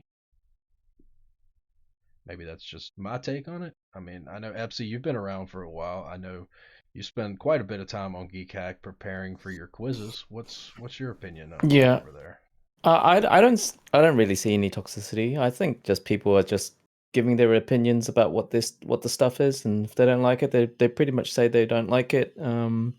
And I feel like the toxicity just feels like it just comes with the most of it is the OP just getting butthurt. Yeah. So, but otherwise, yeah, I'm just going on there to look at stuff for questions and things like that. People do use it though. Like there are people who like that kind of conversation because then it's somewhere it's recorded and you can go through it.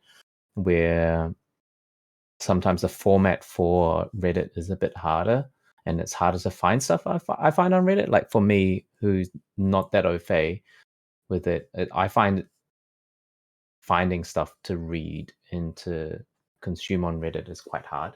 Like, sure, if somebody gives me a link, I'll click on it and great, there's content for me. But with Geek Hack is, I've come from that old school forum based stuff, so it's really easy for me to be like, oh yeah, click on this thing here and go here. And I would agree with that. I think Reddit is more set up to keep new things at the top and, for things to quickly fade away that aren't getting a lot of views, kind of like the 4chan system, where if it's not new, if people aren't interested, it kind of slowly fades away. Whereas, like you said, Geek Hack is a forum, and it is, something for those of us that are older that have been around the internet for a while. Forums are pretty, we're pretty common and used to be all over the place, and they're slowly kind of becoming, archaic, I guess. Well, yeah, and like Voodoo, as archaic as Geek Hack is, still way easier to navigate and find things than Reddit, for sure, for sure. There's definitely some tricks to use for searching on Reddit, but I'm not a master of them. Use Google instead. I don't know what's up with that internal Reddit search, but it is like the worst search of all time. It's bad. Yeah. What about you, Frank? Do you spend much time over on Geek Hack other than the usual interest chat group buys, or? No, I mean, I don't really spend that much time. Funny thing, my account in Geek Hack was created over 10 years ago. So technically I've been there for 10 years. But man, I think a lot of this what people talk about toxicity is kind of, I feel like from my experience, it's more about like what Kirball said. People don't know how to take it, and people don't know how to say it nicely. And it's not just keyboard; it's everywhere. I've been part of many different photography community before. Same shit. New people come in, ask the same question hundreds of times. Old people who's been there for already years, they're sick of answering the same thing. So they get pissed off and say, hey, here's a Google search here, check it out. Let me Google that for you. So, I get both sides of the things, but man, it's really not that big of a deal for both of them. Like if you have nothing nice to say, don't say shit. And if you don't know how to search at Google, man, you're an idiot too. But don't be butthurt because someone actually throws some fact at your face, Yeah, there was. Well, I totally understand the sentiment, like on why we're talking about this right now, because there are people on Geek Hack that like trend kind of towards negativity, then like kind of are negative instead of positive most of the time. But I don't feel like that's the majority of people. But I do see it, and I understand. I think as far as forums go, Geek Hack's pretty tame compared to like the flame wars you used to see back in the 90s, early aughts, and so on. That blur effect is weird. Okay. Yeah. Let me see here. Yeah. Is that better? Check. Are we good now? Yeah, you're doing good. Yeah. Yep. All right. Yeah. Every now and then I have to restart the audio engine. Maybe the computer was about to go to sleep. I've noticed if it goes to sleep, then I have to restart the audio engine on voice meter. Yeah, so I'd say the general consensus is that the negative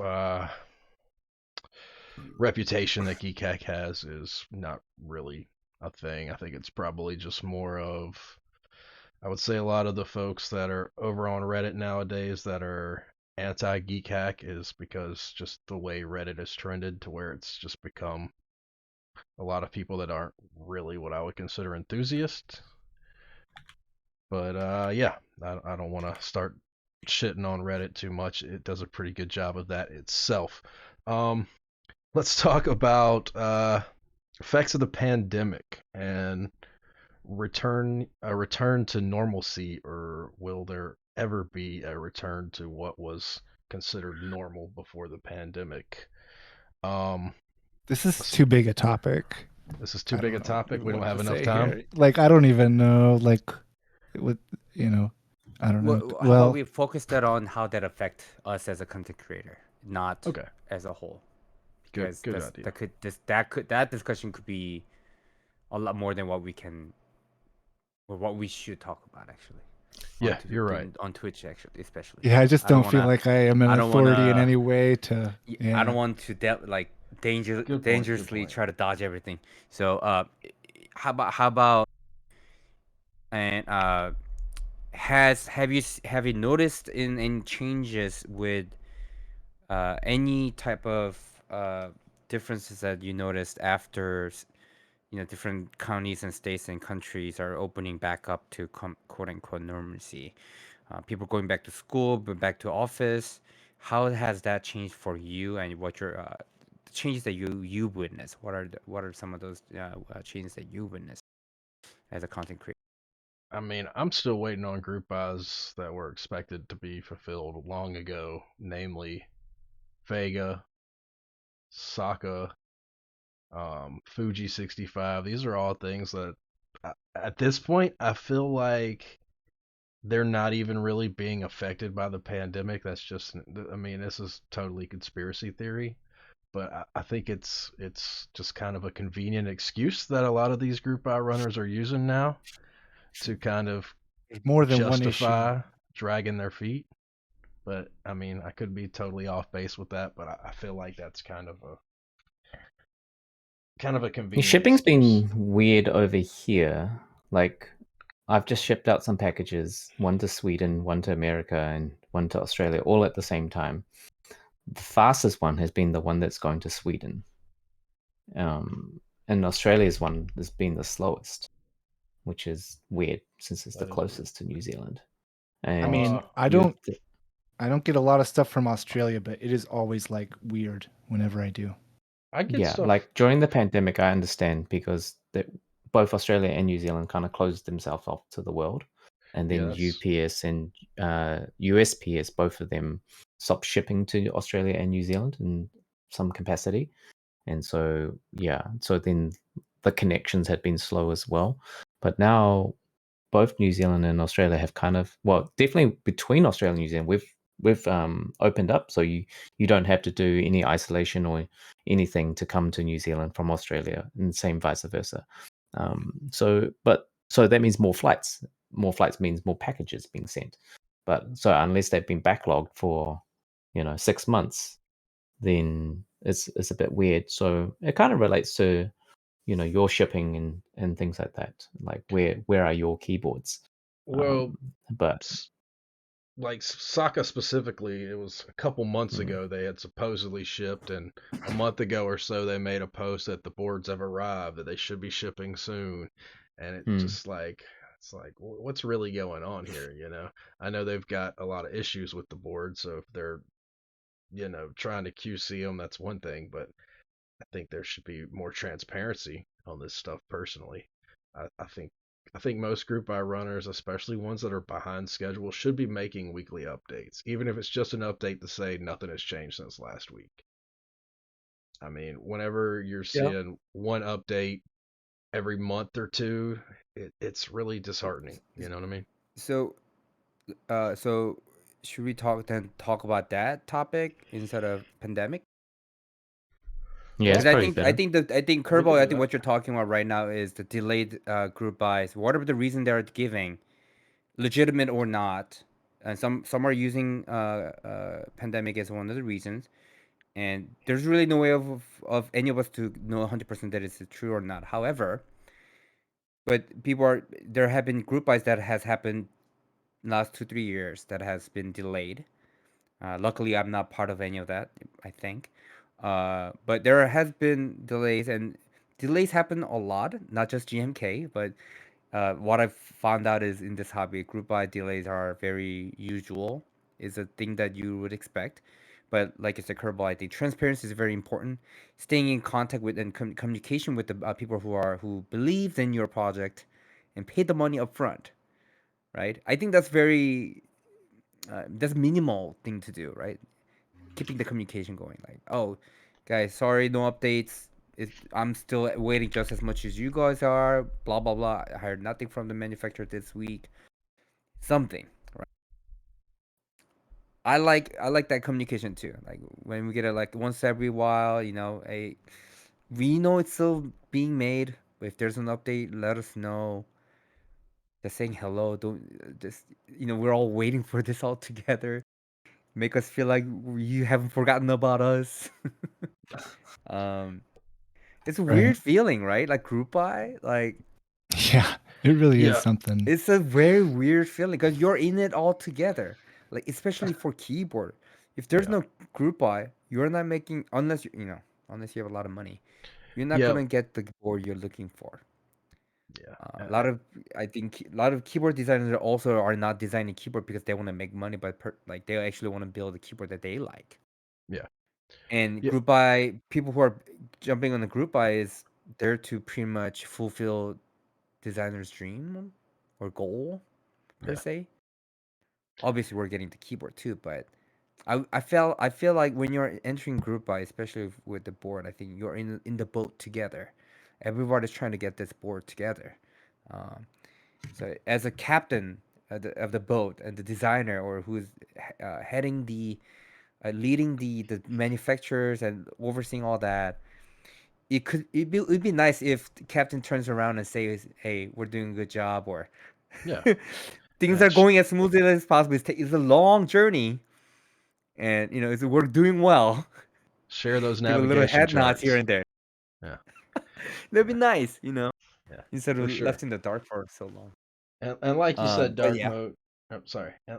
And like you said, dark mode about group buys are slowly becoming less and less.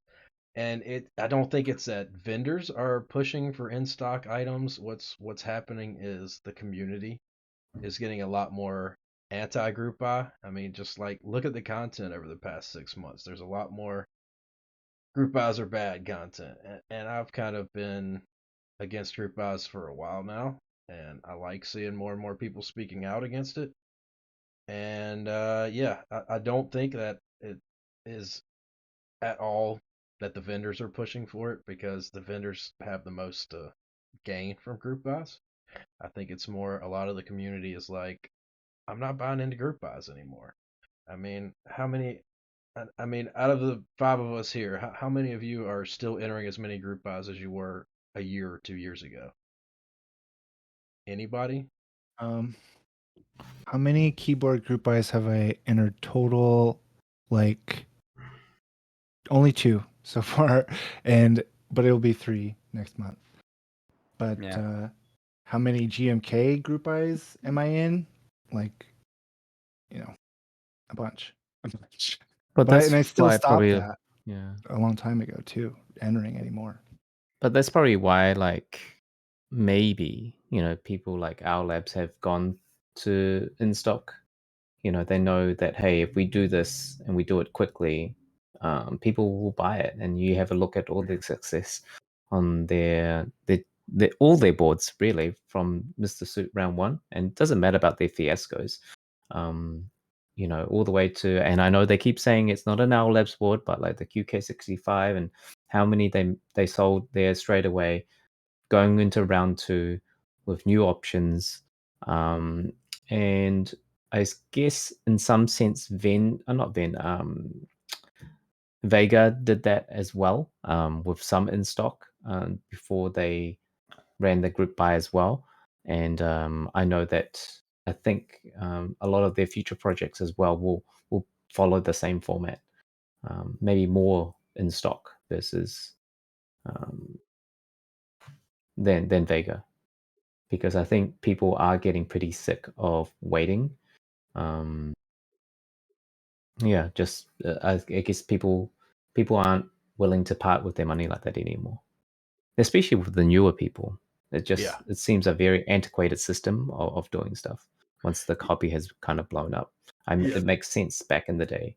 Yeah, the newer people are all about, I want it now and I want it cheap. It's not even about cheap. They just want it now. They don't. I think there are Sure. definitely some people that are willing really to pay a willing to fair pay for. price. Yeah, and that's why you can see people like extras, and you look at is it Omnitypes? Were they the ones that did GMK Dracula? Yeah. Yeah. No, yeah. I think they did. Yeah. And so, like, they bought, I think they themselves bought 1,000 sets, to sell as extras, because they Omnitype. Sorry, The pricing is so high. I just want to say that, like, the last GMK set I got from Z Frontier, and with shipping from China, it was less than the retail price that Omnitype charges for the same set. And I don't understand why they're charging so much. If you want to talk high because- prices, has anyone... because Go ahead. running a business in America is a lot more expensive than running a business in China. Storage space costs money. Either you use it or not, you're paying for it every month. And then you have to think about how many sets they're getting as well. Like, if Omnitypes is not getting 20, 30 extras, they're getting hundreds, and since Dracula getting 1,000. So if you think about just them getting at cost price, what's 1,000 GMK sets worth? 1,000, about 80 grand probably. Yeah, 80 to that's 80 grand sunk. Like, that's like they don't see that for 2.5 years. Yeah, and Omnitype's been at it for a while too, though. Like companies like Omnitype, Canon Keys, Novel Keys, they have a lot more working 80,000 capital. no matter what. But yeah, it's definitely a lot of money. I imagine they're probably taking out loans for it, to be totally honest with you. That would be my said guess. this on stream, my own stream, or maybe it was just one of this group thing that we did before. But if you don't want group buy, that's fine. If you want vendors to foot the bill ahead and pay for it, and just sell it in stock when they become available, you can do that. But don't be surprised. Don't be surprised when the price of in stock sets are a lot more than group buy. You cannot I'm expect talking in-stock to be... what I'm talking about is 2 in stock sets. I'm talking about it's like $40 cheaper at other vendors sometimes. Again, but we're talking 2 different countries, and so here's the thing. Go if look you at did buy from Kono's China, extra prices. Yeah, but here's the thing. If you buy from outside of the US, if you do get caught at the if you have to pay import tax, guess what? The price can be about the same or if not more. So yeah, for sure. Sure, and I'm not saying anything like whatever, but it's like there are reasons why some things are cheaper, but that's just because you pay less doesn't mean it is justifiable compared to more expensive pricing. I don't know. It's not a good comparison in my opinion. For sure. Let me put this out there. We've reached the 2-hour mark. I mean, I'm fine to continue going if you guys want to keep going. But if anybody No, I'm out of here. I'm not done talking to you, Kerball. Out, Frank. Let's go. If anybody get out of here. I know. Fuck this you shit. start streaming, and we'll go onto your stream, okay, Frank? Let's go. We'll go raid. Are you streaming tonight, Epsi? Were you planning on streaming? Yeah, I stream in 2 hours though, so it's okay. Okay, you guys okay. So I didn't know if you needed to. We should raid J-Verb. Another humble man, old man from East Coast. Well, I've got a couple things to give away, and we can continue this if everybody's fine with, I'm fine with extending it if everybody else is. Otherwise, we can do these giveaways and end the thing. So if you guys, it's whatever. But I'm gonna run a couple marbles. We're gonna just do two Grand Prix races. The first thing I'm gonna give away is this shirt that Gian sent me that doesn't fit me. It is a large shirt. If you can't wear it and you win, please let's All right. re-roll. If it's large in Korean T-shirt yeah, size, that's remember it's actually yeah. medium in American It's like size. where Just it's Asian large. It's yeah, it's a Asian large large. is medium American. It's a Gildan shirt, Gildan. They seem pretty similar to American sizes. Like I could fit Oh, into is the it? large. Yeah, I could fit into a large, but it was just tight on me like a large is. I Yeah, don't that's definitely believe medium. I don't believe it's gonna shrink, but no, it's pretty spot on with what I would consider a regular large here. But yeah, Gian works on the front. Gian works on the back above the neck. These are the same shirts that his employees wear. They're at the factories or at his manufacturing facility at the factories. Yeah. So yeah, so it should be North American sizes. As far as I can tell, it's pretty much the same size as the shirts that we have here normally. We're going to do this one first, and then we've got a desk mat to give away as well. We're going to do just 2 race Grand Prix, use votes, get them votes in. I'm going to run to the restroom here in a second. Project, you got to dip out. That sounds good. Throw in some votes. It's 2 maps. You know, Portal Purgatory is not banned here, but you know, it's totally up to those of you in chat. I'm going to give it about 30 more seconds, and then we'll start the race. And I'll give it a few minutes for everybody to hit exclamation point play. Well, I go and pee again because a coffee, a tea, and a water will wreak havoc on my bladder at least. All right, Devil's Chaos Hard Landing. Here we go. It's the first one, exclamation point play. You should be able to type in exclamation point play now as long as this isn't one of those crazy maps that has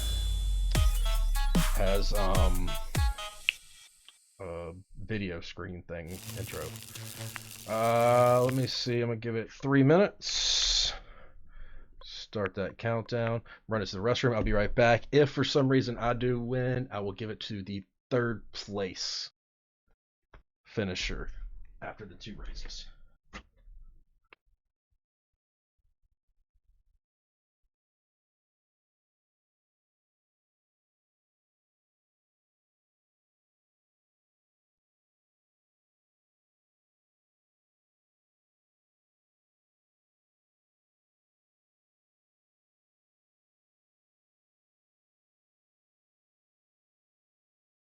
I see my Shandon Codes shirt.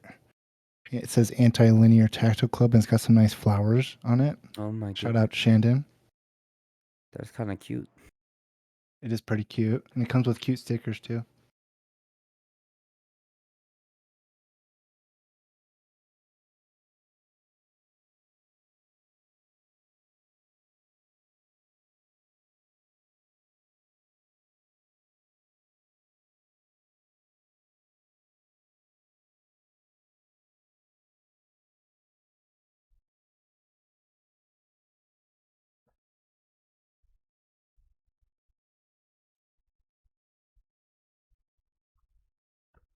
All right.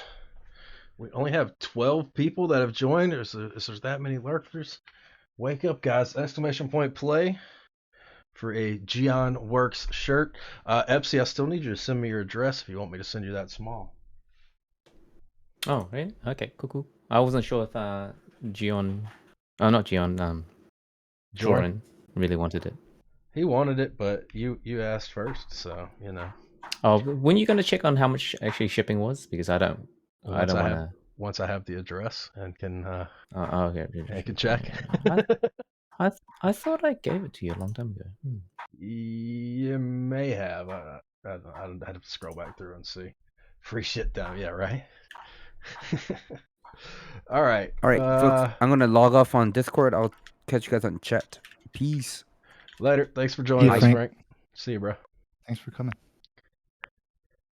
Yeah, so there's a black and red one that I really like that I wish would fit me. I've talked to Gian and he hasn't invoiced me for the stuff I wanted yet. He's wanting me to wait till he launches his site next month, so hopefully I can get some shirts in my size. He said he had some extra larges that he would let me get next time, but we'll see. If he's going to be launching his site, I doubt I'll be able to compete with him to sell his products. So likely won't be something I continue doing. Project getting in there at the last second. Got a few seconds left for anybody else that wants to join. This is the first of 2 race Grand Prix for a Gian Works t-shirt. Dark Mode Media taking an early lead there. Who is JP? I don't remember that person, but apparently. What is that? Is that something new? What is that crown? Oh no, that's somebody in the race. I was thinking that was the ghost, but okay, never mind. I feel stupid now. Deeds. Dark Mode Media, formerly known as Deeds. Frozen Forever. Did you get in there in time? Triggidy, you're out of there, man. That sucks. That's all right. Still my ghost is anybody's still there. Grand Prix. Your ghost is still there. Oh, that's right. You do have the track record. Dark Mode, are you out of there too? Wow. What did you fall? Is there like a hole that you can fall off there that I'm not seeing? There's another one down. Another one down. It's looking like Bitter Seeds has taken first place for the moment. Frank is out of there. JP hot on his tail of Bitter Seeds. Keep Noob coming in third. Looks like Epsi and me neck and neck with Project Builds on his tail and Triggidy's Ghost and Mad Asian. And then who's holding up last? Val Degen. Still anybody's race, being as it's a Grand Prix, you just really just want to finish. You know, if you don't finish, that's what really hurts. But being as there's not a whole lot of people joining, it is definitely still anyone's race. Did I just somehow take the lead? I don't know what happened there. Got Project hot on my tail. Oh, wait, which way is going to be faster? Looks like the middle is the way to go. I'm holding out first. Bitter Seeds right behind me. Project making that jump. Epsi making the jump. JP, Keeb Noob, Mad Asian, Triggidy's Ghost. Everybody is ahead of the track record as of right now. Besides Val Degen, there you go. He makes the jump. JP, looks like you got yeeted. Sorry about that, my dude. Looks like I'm holding down first. I totally missed me taking first place. I don't know how. You're a fat guy anyways. Hey, I can relate. That's the reason I'm giving them away. If I could wear them, I wouldn't be giving it away. That's for sure. Looks like I think this is the longest path that I have taken here. Seems like normally the middle paths are the fastest. Keeb Noob, you're out of there as well. Looks like me, Mad Asian, Project, Bitter Seeds, Vildy Gen, all fighting down the corkscrew. Epsi taking that little elevator up, falling right through. Looks like you did not get hung up in the little holy bowly. I guess that's what we'll call it. The hole bowl. The bowl with the holes. It's hard to say who is gonna take first. Looks like Epsi. Looks like Epsi is pulling away from the pack here while the rest of us are dealing with this corkscrew. Damn, I'm gonna get 2 shirts. Yeah, how about that? if you do win this one, we'll send the other one to Jordan. How about that? Or take them both, you know. If you win it fair and square. How does he know that he won't fit the large? Because the large would be more of an medium, I would say. He seems a lot bigger I than don't I know. am. I don't know how. He also says he's only like 5'8". I assumed he was like way taller than me. Okay. He's taller than me, but Yeah, he's a lot more muscular than me. Yeah, he's a little taller than me too. Definitely. Oh, I'm caught up here. I'm not gonna Definitely win. less girth. Epsi with the first. Mad Am I Asian gonna win? coming in Oh, second. yay. Bitter Seeds pulling in on third. It looks like. Let's see who's going to get through their next project. Rolling in for that 4th place spot. Looks like I am going to finish 5th, and Val Degen, barring something crazy happening, should be getting 6th He place. wears tighter shirts because he want to show off his pecs. That's how he does 60 press ups in one go. That seems like a pretty good guess there as to why he would want a small. He also wears tighter. Yeah, exactly. If I wear a tighter shirt, my man boobs are on full display, worse than they already are. All right, let's go on over to the next map. We're gonna shorten that. Starting. You're coming. Yeah, slowly but surely, Valdigen. Slowly but surely. Slow and steady finishes the race in this case. All right, let's go ahead and hit that exclamation point play. We're going to give you 60 seconds to join, starting that countdown. Still anybody's race, with only, 6 people finishing. There's a very good chance that the 6 of us may not finish this race, and then all you've got to do is, cop first place here on this race, and it is yours. I'm going to go ahead and grab this desk mat that I'm going to be giving away. This will likely be the last of the samples I have to give away. Fuck you, Kirball. Correctly from the samples that I had made. Fuzzin' Forever, thank you for the follow. I don't even remember which one this is. This is just the last one in the box. I think it's Fuck you, Kirball. This one is a U4T. U4T Got Thok. So this is going to be what we'll give away next. We're going to do another 2-race Grand Prix for that. As long as you're in the US, I will ship it for free. If you are outside of the US, you are responsible for shipping. Same with this shirt. Sorry, I forgot to mention that. No special requirements. It'd be nice if you've been following me, but I'm not gonna make it so that only people that have been following for a certain amount of time are eligible. If you do win, I would ask that you hop in my Discord and message me there so we can work out getting that to you. Come on, somebody get through the hole. Who's it gonna be? Who's gonna drop through the hole first? Kid Noob didn't make it. Feels bad. Oh, Keeb Noob didn't make it. Oof. Sorry about that, Keeb Noob. All right, that's it. We're starting all over. No, I'm sorry. I can't do that. My bad. Imagine entering a giveaway and not following. It happens, I have definitely seen people win and then be denied because they weren't following. Am I the track record on this race? Looks like I am. Interesting. You are. Like I said before, if I do happen to get that first place, and dude, is this like the world's longest freaking start? There we go, finally. If I do win, it will go to the 3rd place finisher in the Grand Prix. Valdegen taking that shortcut, it looks like, with Mad Asian hot on his trail. Dark Mode Media right behind him. Coming up on the left side, Black Tar, Frozen Forever, me, my ghost, characters I can't read, Bitter Seeds, Triggidy, and Pokebrit. Valdegen went from last to first, just like that. He is, what the heck? He or she, sorry, I didn't mean to assume. Looks like your luck turned around for this race. Oh, what the heck? Whoa, what just happened there? And, I was about to say, that would be, what? How did you get all that speed? Bitter Seeds came through there like a damn bat out of hell and then got yeeted off there at the last moment. Black Tar is out of there. Sorry about that. Triggidy, what is going on here? Are you just deciding to take a nice Sunday stroll here at the end? What's don't know what just happened there. The Wednesday stroll. Yeah, just the Wednesday evening, Thursday morning stroll. Triggidy with first place. Looks like Val is coming in for that 2nd place finish. Triggidy, what did you place in the first one? Do you remember? You didn't, did you? I got yeeted. Okay, so this could still be anybody's race. Let's check out. Could be Vile DJ. It very well could be. So let's see who is going to be the winner of this gray and black Gian's Works shirt in large. Mad Asian in 3rd, Triggidy in 2nd, and in 1st, EpsilonKeyboards. Rigged. Epsi. Yes. Yes. Brad sexy. I win everything. Send it all to me. Hang on. I wish you could have seen The the two look on streamers his face. finishing He with just kind of time, looked that's off good. to the side, confused for a moment there, like, wait, did I win?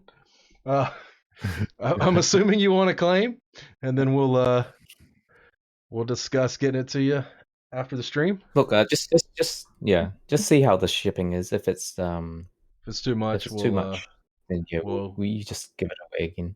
re-roll it. There'll be another future giveaway. stream. Sounds good. Let's do. Do you guys want to do another 2-race Grand Prix for this mat, or how about a Royale? What do you think? Grand Prix or Royale? Somebody, anybody. Give me some feedback. Triggidy, what do you want to see? A Royale or a 2-race Grand I Prix? prefer the races. I prefer Alright. the races. 2-race Grand Prix it is. Well, we got 2 votes for Royale in chat, but you know, Oh, we'll see. Yeah. we'll just do it. We'll stick with the race. Well, yeah, we'll just stick with the races. How about that? Race 2-2. We're sticking with races. Get your They're votes in, both guys. pretty random. Exclamation point vote. Everybody's asking for Royale, but yeah, sorry. I do You enjoy can a do good Royale. Royale, but let's just stick with what I initially said. And it will be for, let me show this one more time here. For this mat right here, why am I zoomed in so close? Ugh, I'm knocking stuff over. Gothok. You've got Gazoo.com down here on the right, KirballsKeys.com on the bottom left. There was only 3 of these made. They were samples for desk mats that I am having made soon. I've got some new images that are being done. We'll be doing U4T, a Gothok, and a Boba. The photos are from the world famous Dark Mode Media. He has taken a photo. Yeah, I saw the for photo, next Deeds. It run. looks really good. Yeah. I love that you still call them Deeds.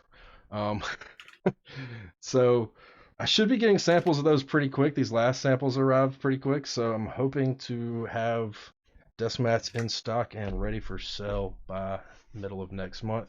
Is it going to be Portal Purgatory? Is it going to be Portal Purgatory? It looks like it. Sorry, Dark Mode. The masses have spoken. I really hope. Thank you, Mad that- Asian. I really hope that you win Portal Purgatory just to change your feelings on it. You got 60 seconds, guys. Exclamation point play. It's 2-race Grand Prix. Let's hop in there. Who are we gonna raid, guys? Anybody got a? Who was it that Frank said? Frank, who did you suggest we raid? He said J Verb. Chris is on. Rumi. Yep. Appa. All right, I'm off. Thanks, Kirball Appa. and Triggidy. All right, I'll catch you Ebsy. guys later. Thanks for joining. Have I'll a be good on one. in 2 hours if you're still awake. I'll likely still be awake. Yeah, no, I'm not saying you have to be. I'm just saying, like, I know that you insomniac. Yeah, if I I'm should awake, go to you sleep, know but I'll I be might be there. around. You never know. If I'm awake, Catch you you later. know I'll be there. Bye. See ya, Ebsy. All right. Let's see. Yeah, Dark Mode. That's fine if you want to leave. Or you can come on in here. Come on in. Come on down. Either one. Come on down to the There you stream are. is right. All right, here we go, guys. Oh, and he's out. Let's see who's going to take that early lead. Who's going to be the first one through the chute? Vile Degen, looks like your luck has been turned around. Hopefully it will continue. I guess it really doesn't matter because this is Portal Purgatory and I forgot. So let's just get on down here to the end. Let's sit back. It kicked you? What do you mean it kicked you? I pulled you in. I think. Let's see what happens. Huh. Did it kick? What's did it kick him happening? again? What is happening? Hang on. Why is it? Does doing he that? need a? Does he need a roll? He shouldn't. Settings. Permissions. Advanced permissions.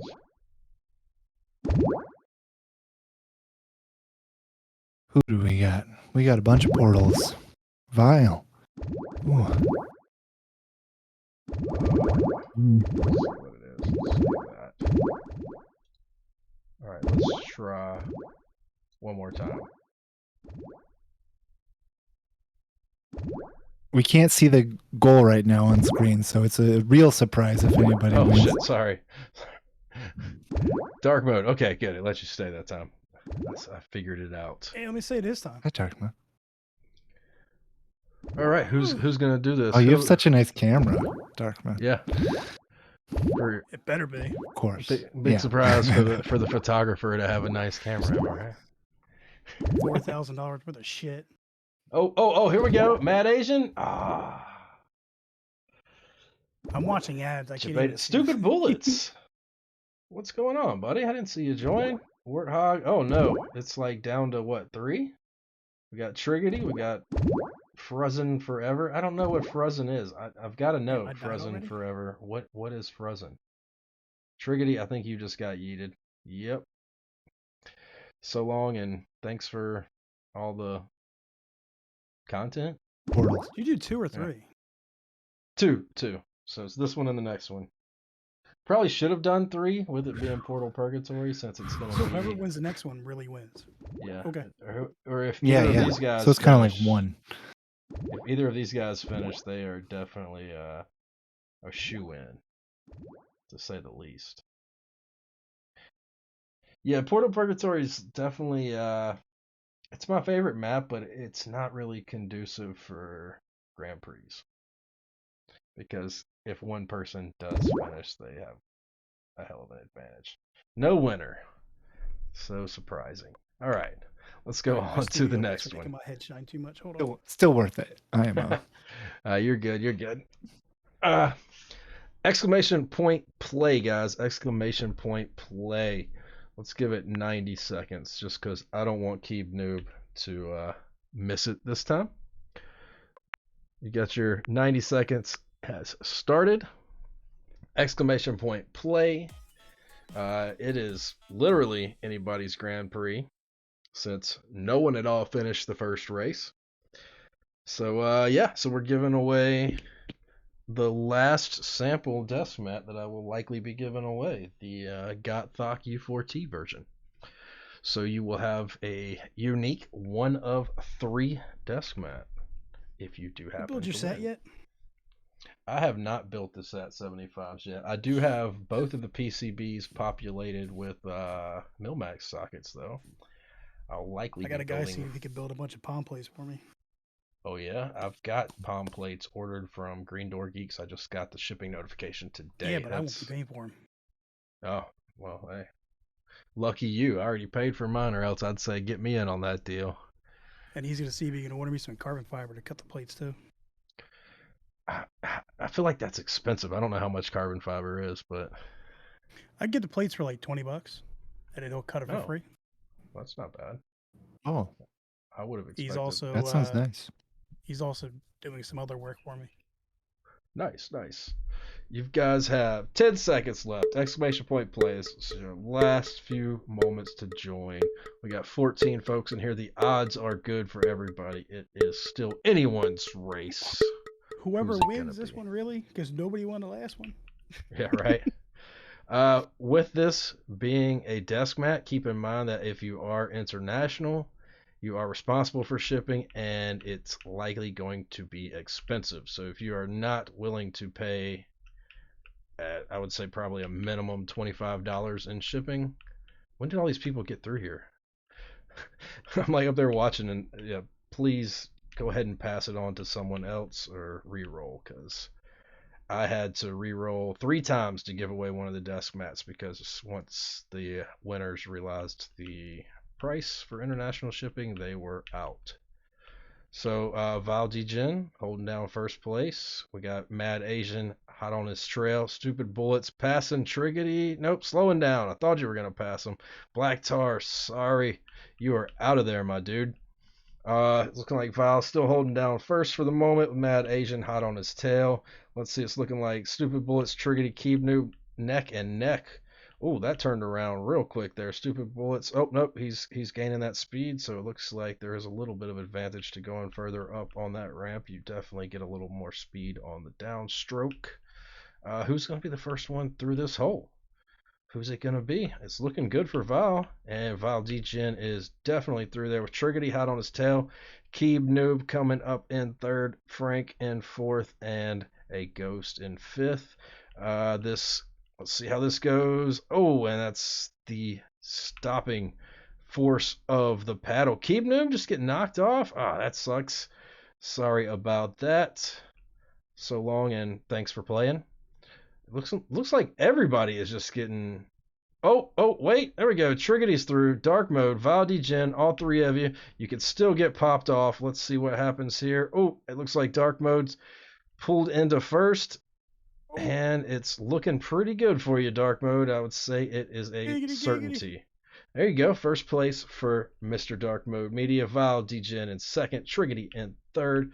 Frank pulling in fourth. Somebody just got yeeted. Who was it? Bitter Seeds with some major hang time there. Holy shit.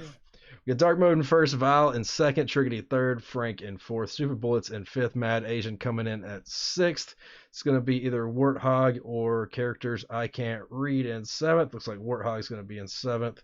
The characters in eighth, Pokey Brit coming in ninth, and I am just back here struggle bussing it. I've got a feeling after all that struggle, I'm going to get popped off of here. Will I get popped or will I make it? Oh, wow. I actually made it through. So it looks like I will be finishing in first. Dark Mode, congratulations. I'm assuming you want to claim? Yay. Yeah, I'll claim it. All right, I can cool. add it to my 42 desk mats. I thought I had a lot. We Yeah. got about the same amount there. Dude, how about I'm just glad it wasn't me because I already have one, and remember last time I won, and I already had one. So yeah, we would have to re-roll for sure. Who have we decided we're gonna raid? Have we decided?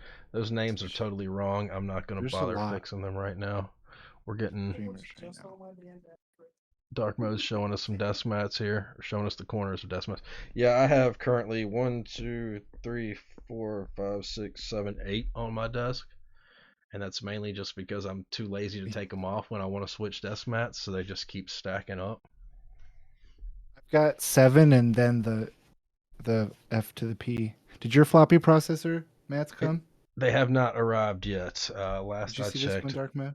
they still hadn't hit the US. All Somebody right. snatched up the one that I wanted from Which that one site, did you and I want? was really upset. The green with the greenish blue with the orange print. This is floppy. I don't even That's remember the one which that I ones I ordered. Hang on, which ones did I order? Let's see.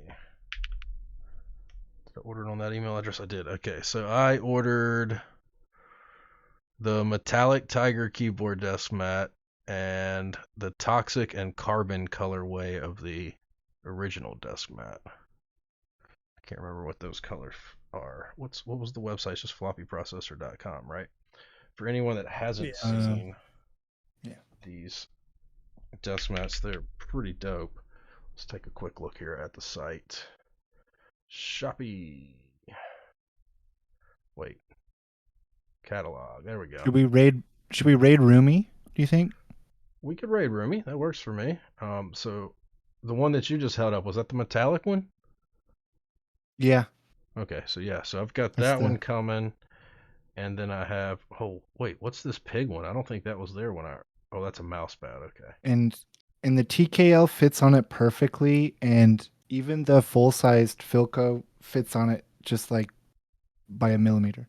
Nice, Yeah, nice. You see the green with the orange right there? That's the one one that I wanted. That one Yeah. I have ordered. I got that one. You're probably the one that took it. I ordered mine. Oh, jeez, how long ago was it now? I ordered mine on April 9th. So, unless you were looking at it 19 days ago, I probably didn't cop the one that you were looking at. And then I got this one, the carbon. No, I think it was like last week. Yeah, so I had definitely... it in my cart, and I left it keep there, noob. and I was gonna go hop in there to buy it, and then it said, "No, you're sold out." I'm like, "Oh, thanks." Ooh, I Keep Noob. appreciate that. Yeah, Keep Noob, do a collab. That'd be awesome. Do you want to share some leaks there, Keep Noob? Like, what's the plan on that, or do you want to keep it under wraps? So I would. You know, she's signing an NDA. Come on now. Let's see. Let's get this raid cracking off here. We're gonna raid Roomy. Roomy has maybe joining us in the future. I don't want to say for sure. It's why do I have this up? We still have still got to get confirmation from her, but she seemed interested in joining in the future. So hopefully she will join us. If not, that's fine too. Let me kick that off. Yeah, his style really matches your set's theme. Ooh, I like pizza. Um, let me throw out the thank yous for the stream before I forget and get distracted here and don't tell everyone thank you. Thanks to Thrilly for the follow. Thanks to Horty Who for the follow. Thanks to Ultra Kitten for the resub. Thanks to Keep Noob for the gigantic raid of 15. Gnarly Charlie for you for the follow. Tiny for the gigantic raid of 115. Closty for the follow. Halu Cheesy for the follow. Tiny for the follow. Mr. Anju for the follow. Frozen Forever for the follow. And the characters that I cannot read for the follow. Thanks everyone for hanging out. I hope we didn't bore you too much. I think we had a good time. I hope you had a good time. Future Next co-streams. Yeah. It's looking like the next one is gonna happen May 10th. May 10th, May 11th, probably May 10th. Come on back. Once we have that definitely set in stone, we'll start sharing that information with everybody. Thanks so much for hanging out, guys. Please hit up our suggestion form. Give us some suggestions, things you would like to see. I did not have the link ready. Boom, there's the link. Oh wait, cancel. You're a troll. I canceled the raid. We didn't do a raid message. What should we do? Yeah, Twitch raid. Do we want to say who's going to be on the next stream, Kirball? What's she doing? A Windex? Do we want to say? Oh yeah, I did mention that during the stream. The next stream is going to have Baking Pie of Kirball, Danny. He is the driving force and the founder of Kirball, so he'll be joining us to talk about subjects we're still not sure on. So I don't want to. Split keyboards will be talked about. Likely, I definitely want to learn more about his process for his PCB design. Yeah, Kirball is awesome, Keep Noob, and if you do happen to make a purchase, promo code Kirball will save you 5%. What are we gonna do for a raid? What is Remy doing on stream? He's rebuilding a Windex, right? Windex. Yep. Tell it to blow on a computer. Tell it to blow on a keyboard. Give it a wind test. I was thinking test. Windex, like, how about wind tunnel test. Can you clean mirrors with that Windex? Is that sure? Is that okay, or do you got something better? I'm a fan of pet jokes. Yes. Yeah. Okay. I'm a fan of. Lab Brother's like, no. Ask if it heals everything. Just wait, what? What? I don't get that one. I'm lost with you. I'm lost with you. The movie, the Greek wedding movie. Their Windex and everything, because they like use it for everything. I get it. I get it, Loud Brother. Yeah, I haven't seen it, so I'm sorry. Joey Fatone, the fat one. What was that from? I know. What a funny name. It was from. Wow, has the chat been off of this scene the whole time? It was a Robot Chicken skit where they had Joey Fatone on it, and they were like, Joey Fatone, the fat one. Like, how did they get him to agree to that? But anyways, all right, let's do this raid one more time. There we go. All right. Wait, what? What are you doing here, Twitch? Why do you gotta be so remember, weird? If you vote for 35, you're a troll. I don't care. Can't remember, change my mind. Every time. My mind. Nope. A vote for 35 is a vote for Ukraine freedom. Yeah, I don't live in Ukraine, so no. a vote for 35. Every time you vote for 35, a puppy gets an angel gets his wings. Yeah, an angel gets his wings. Yeah. Every time you vote for 35. Yeah, let him fall to the ground. Don't. Nope. A keyboardist loses his virginity. Yeah. World peace spreads a little further. Nope. Please copy and paste this raid message with my stupid joke that I came up with. Guys, thanks so much for hanging out. May 10th will likely be our next co-stream. My next stream will be Wednesday at 10 p.m. Eastern Standard Time of next week. Triggidy, what time is your next stream? This Saturday is my Keebaversary. So 11 Central this Saturday. I got a bunch of stuff because guess what? I got too drunk to stream this last Saturday, so we got 2 weeks worth of stuff. I got a bunch of stuff that came in. I have a portal build, and just some fun stuff too. So yeah, so check out my man Triggidy. If you haven't followed him, go give him a follow. Also, if you haven't followed any of the other people that were in stream tonight, hit him up with a follow. Thanks so much, guys. Hope you have a great rest of your night. I look forward to seeing you on the next stream or in another stream. See ya.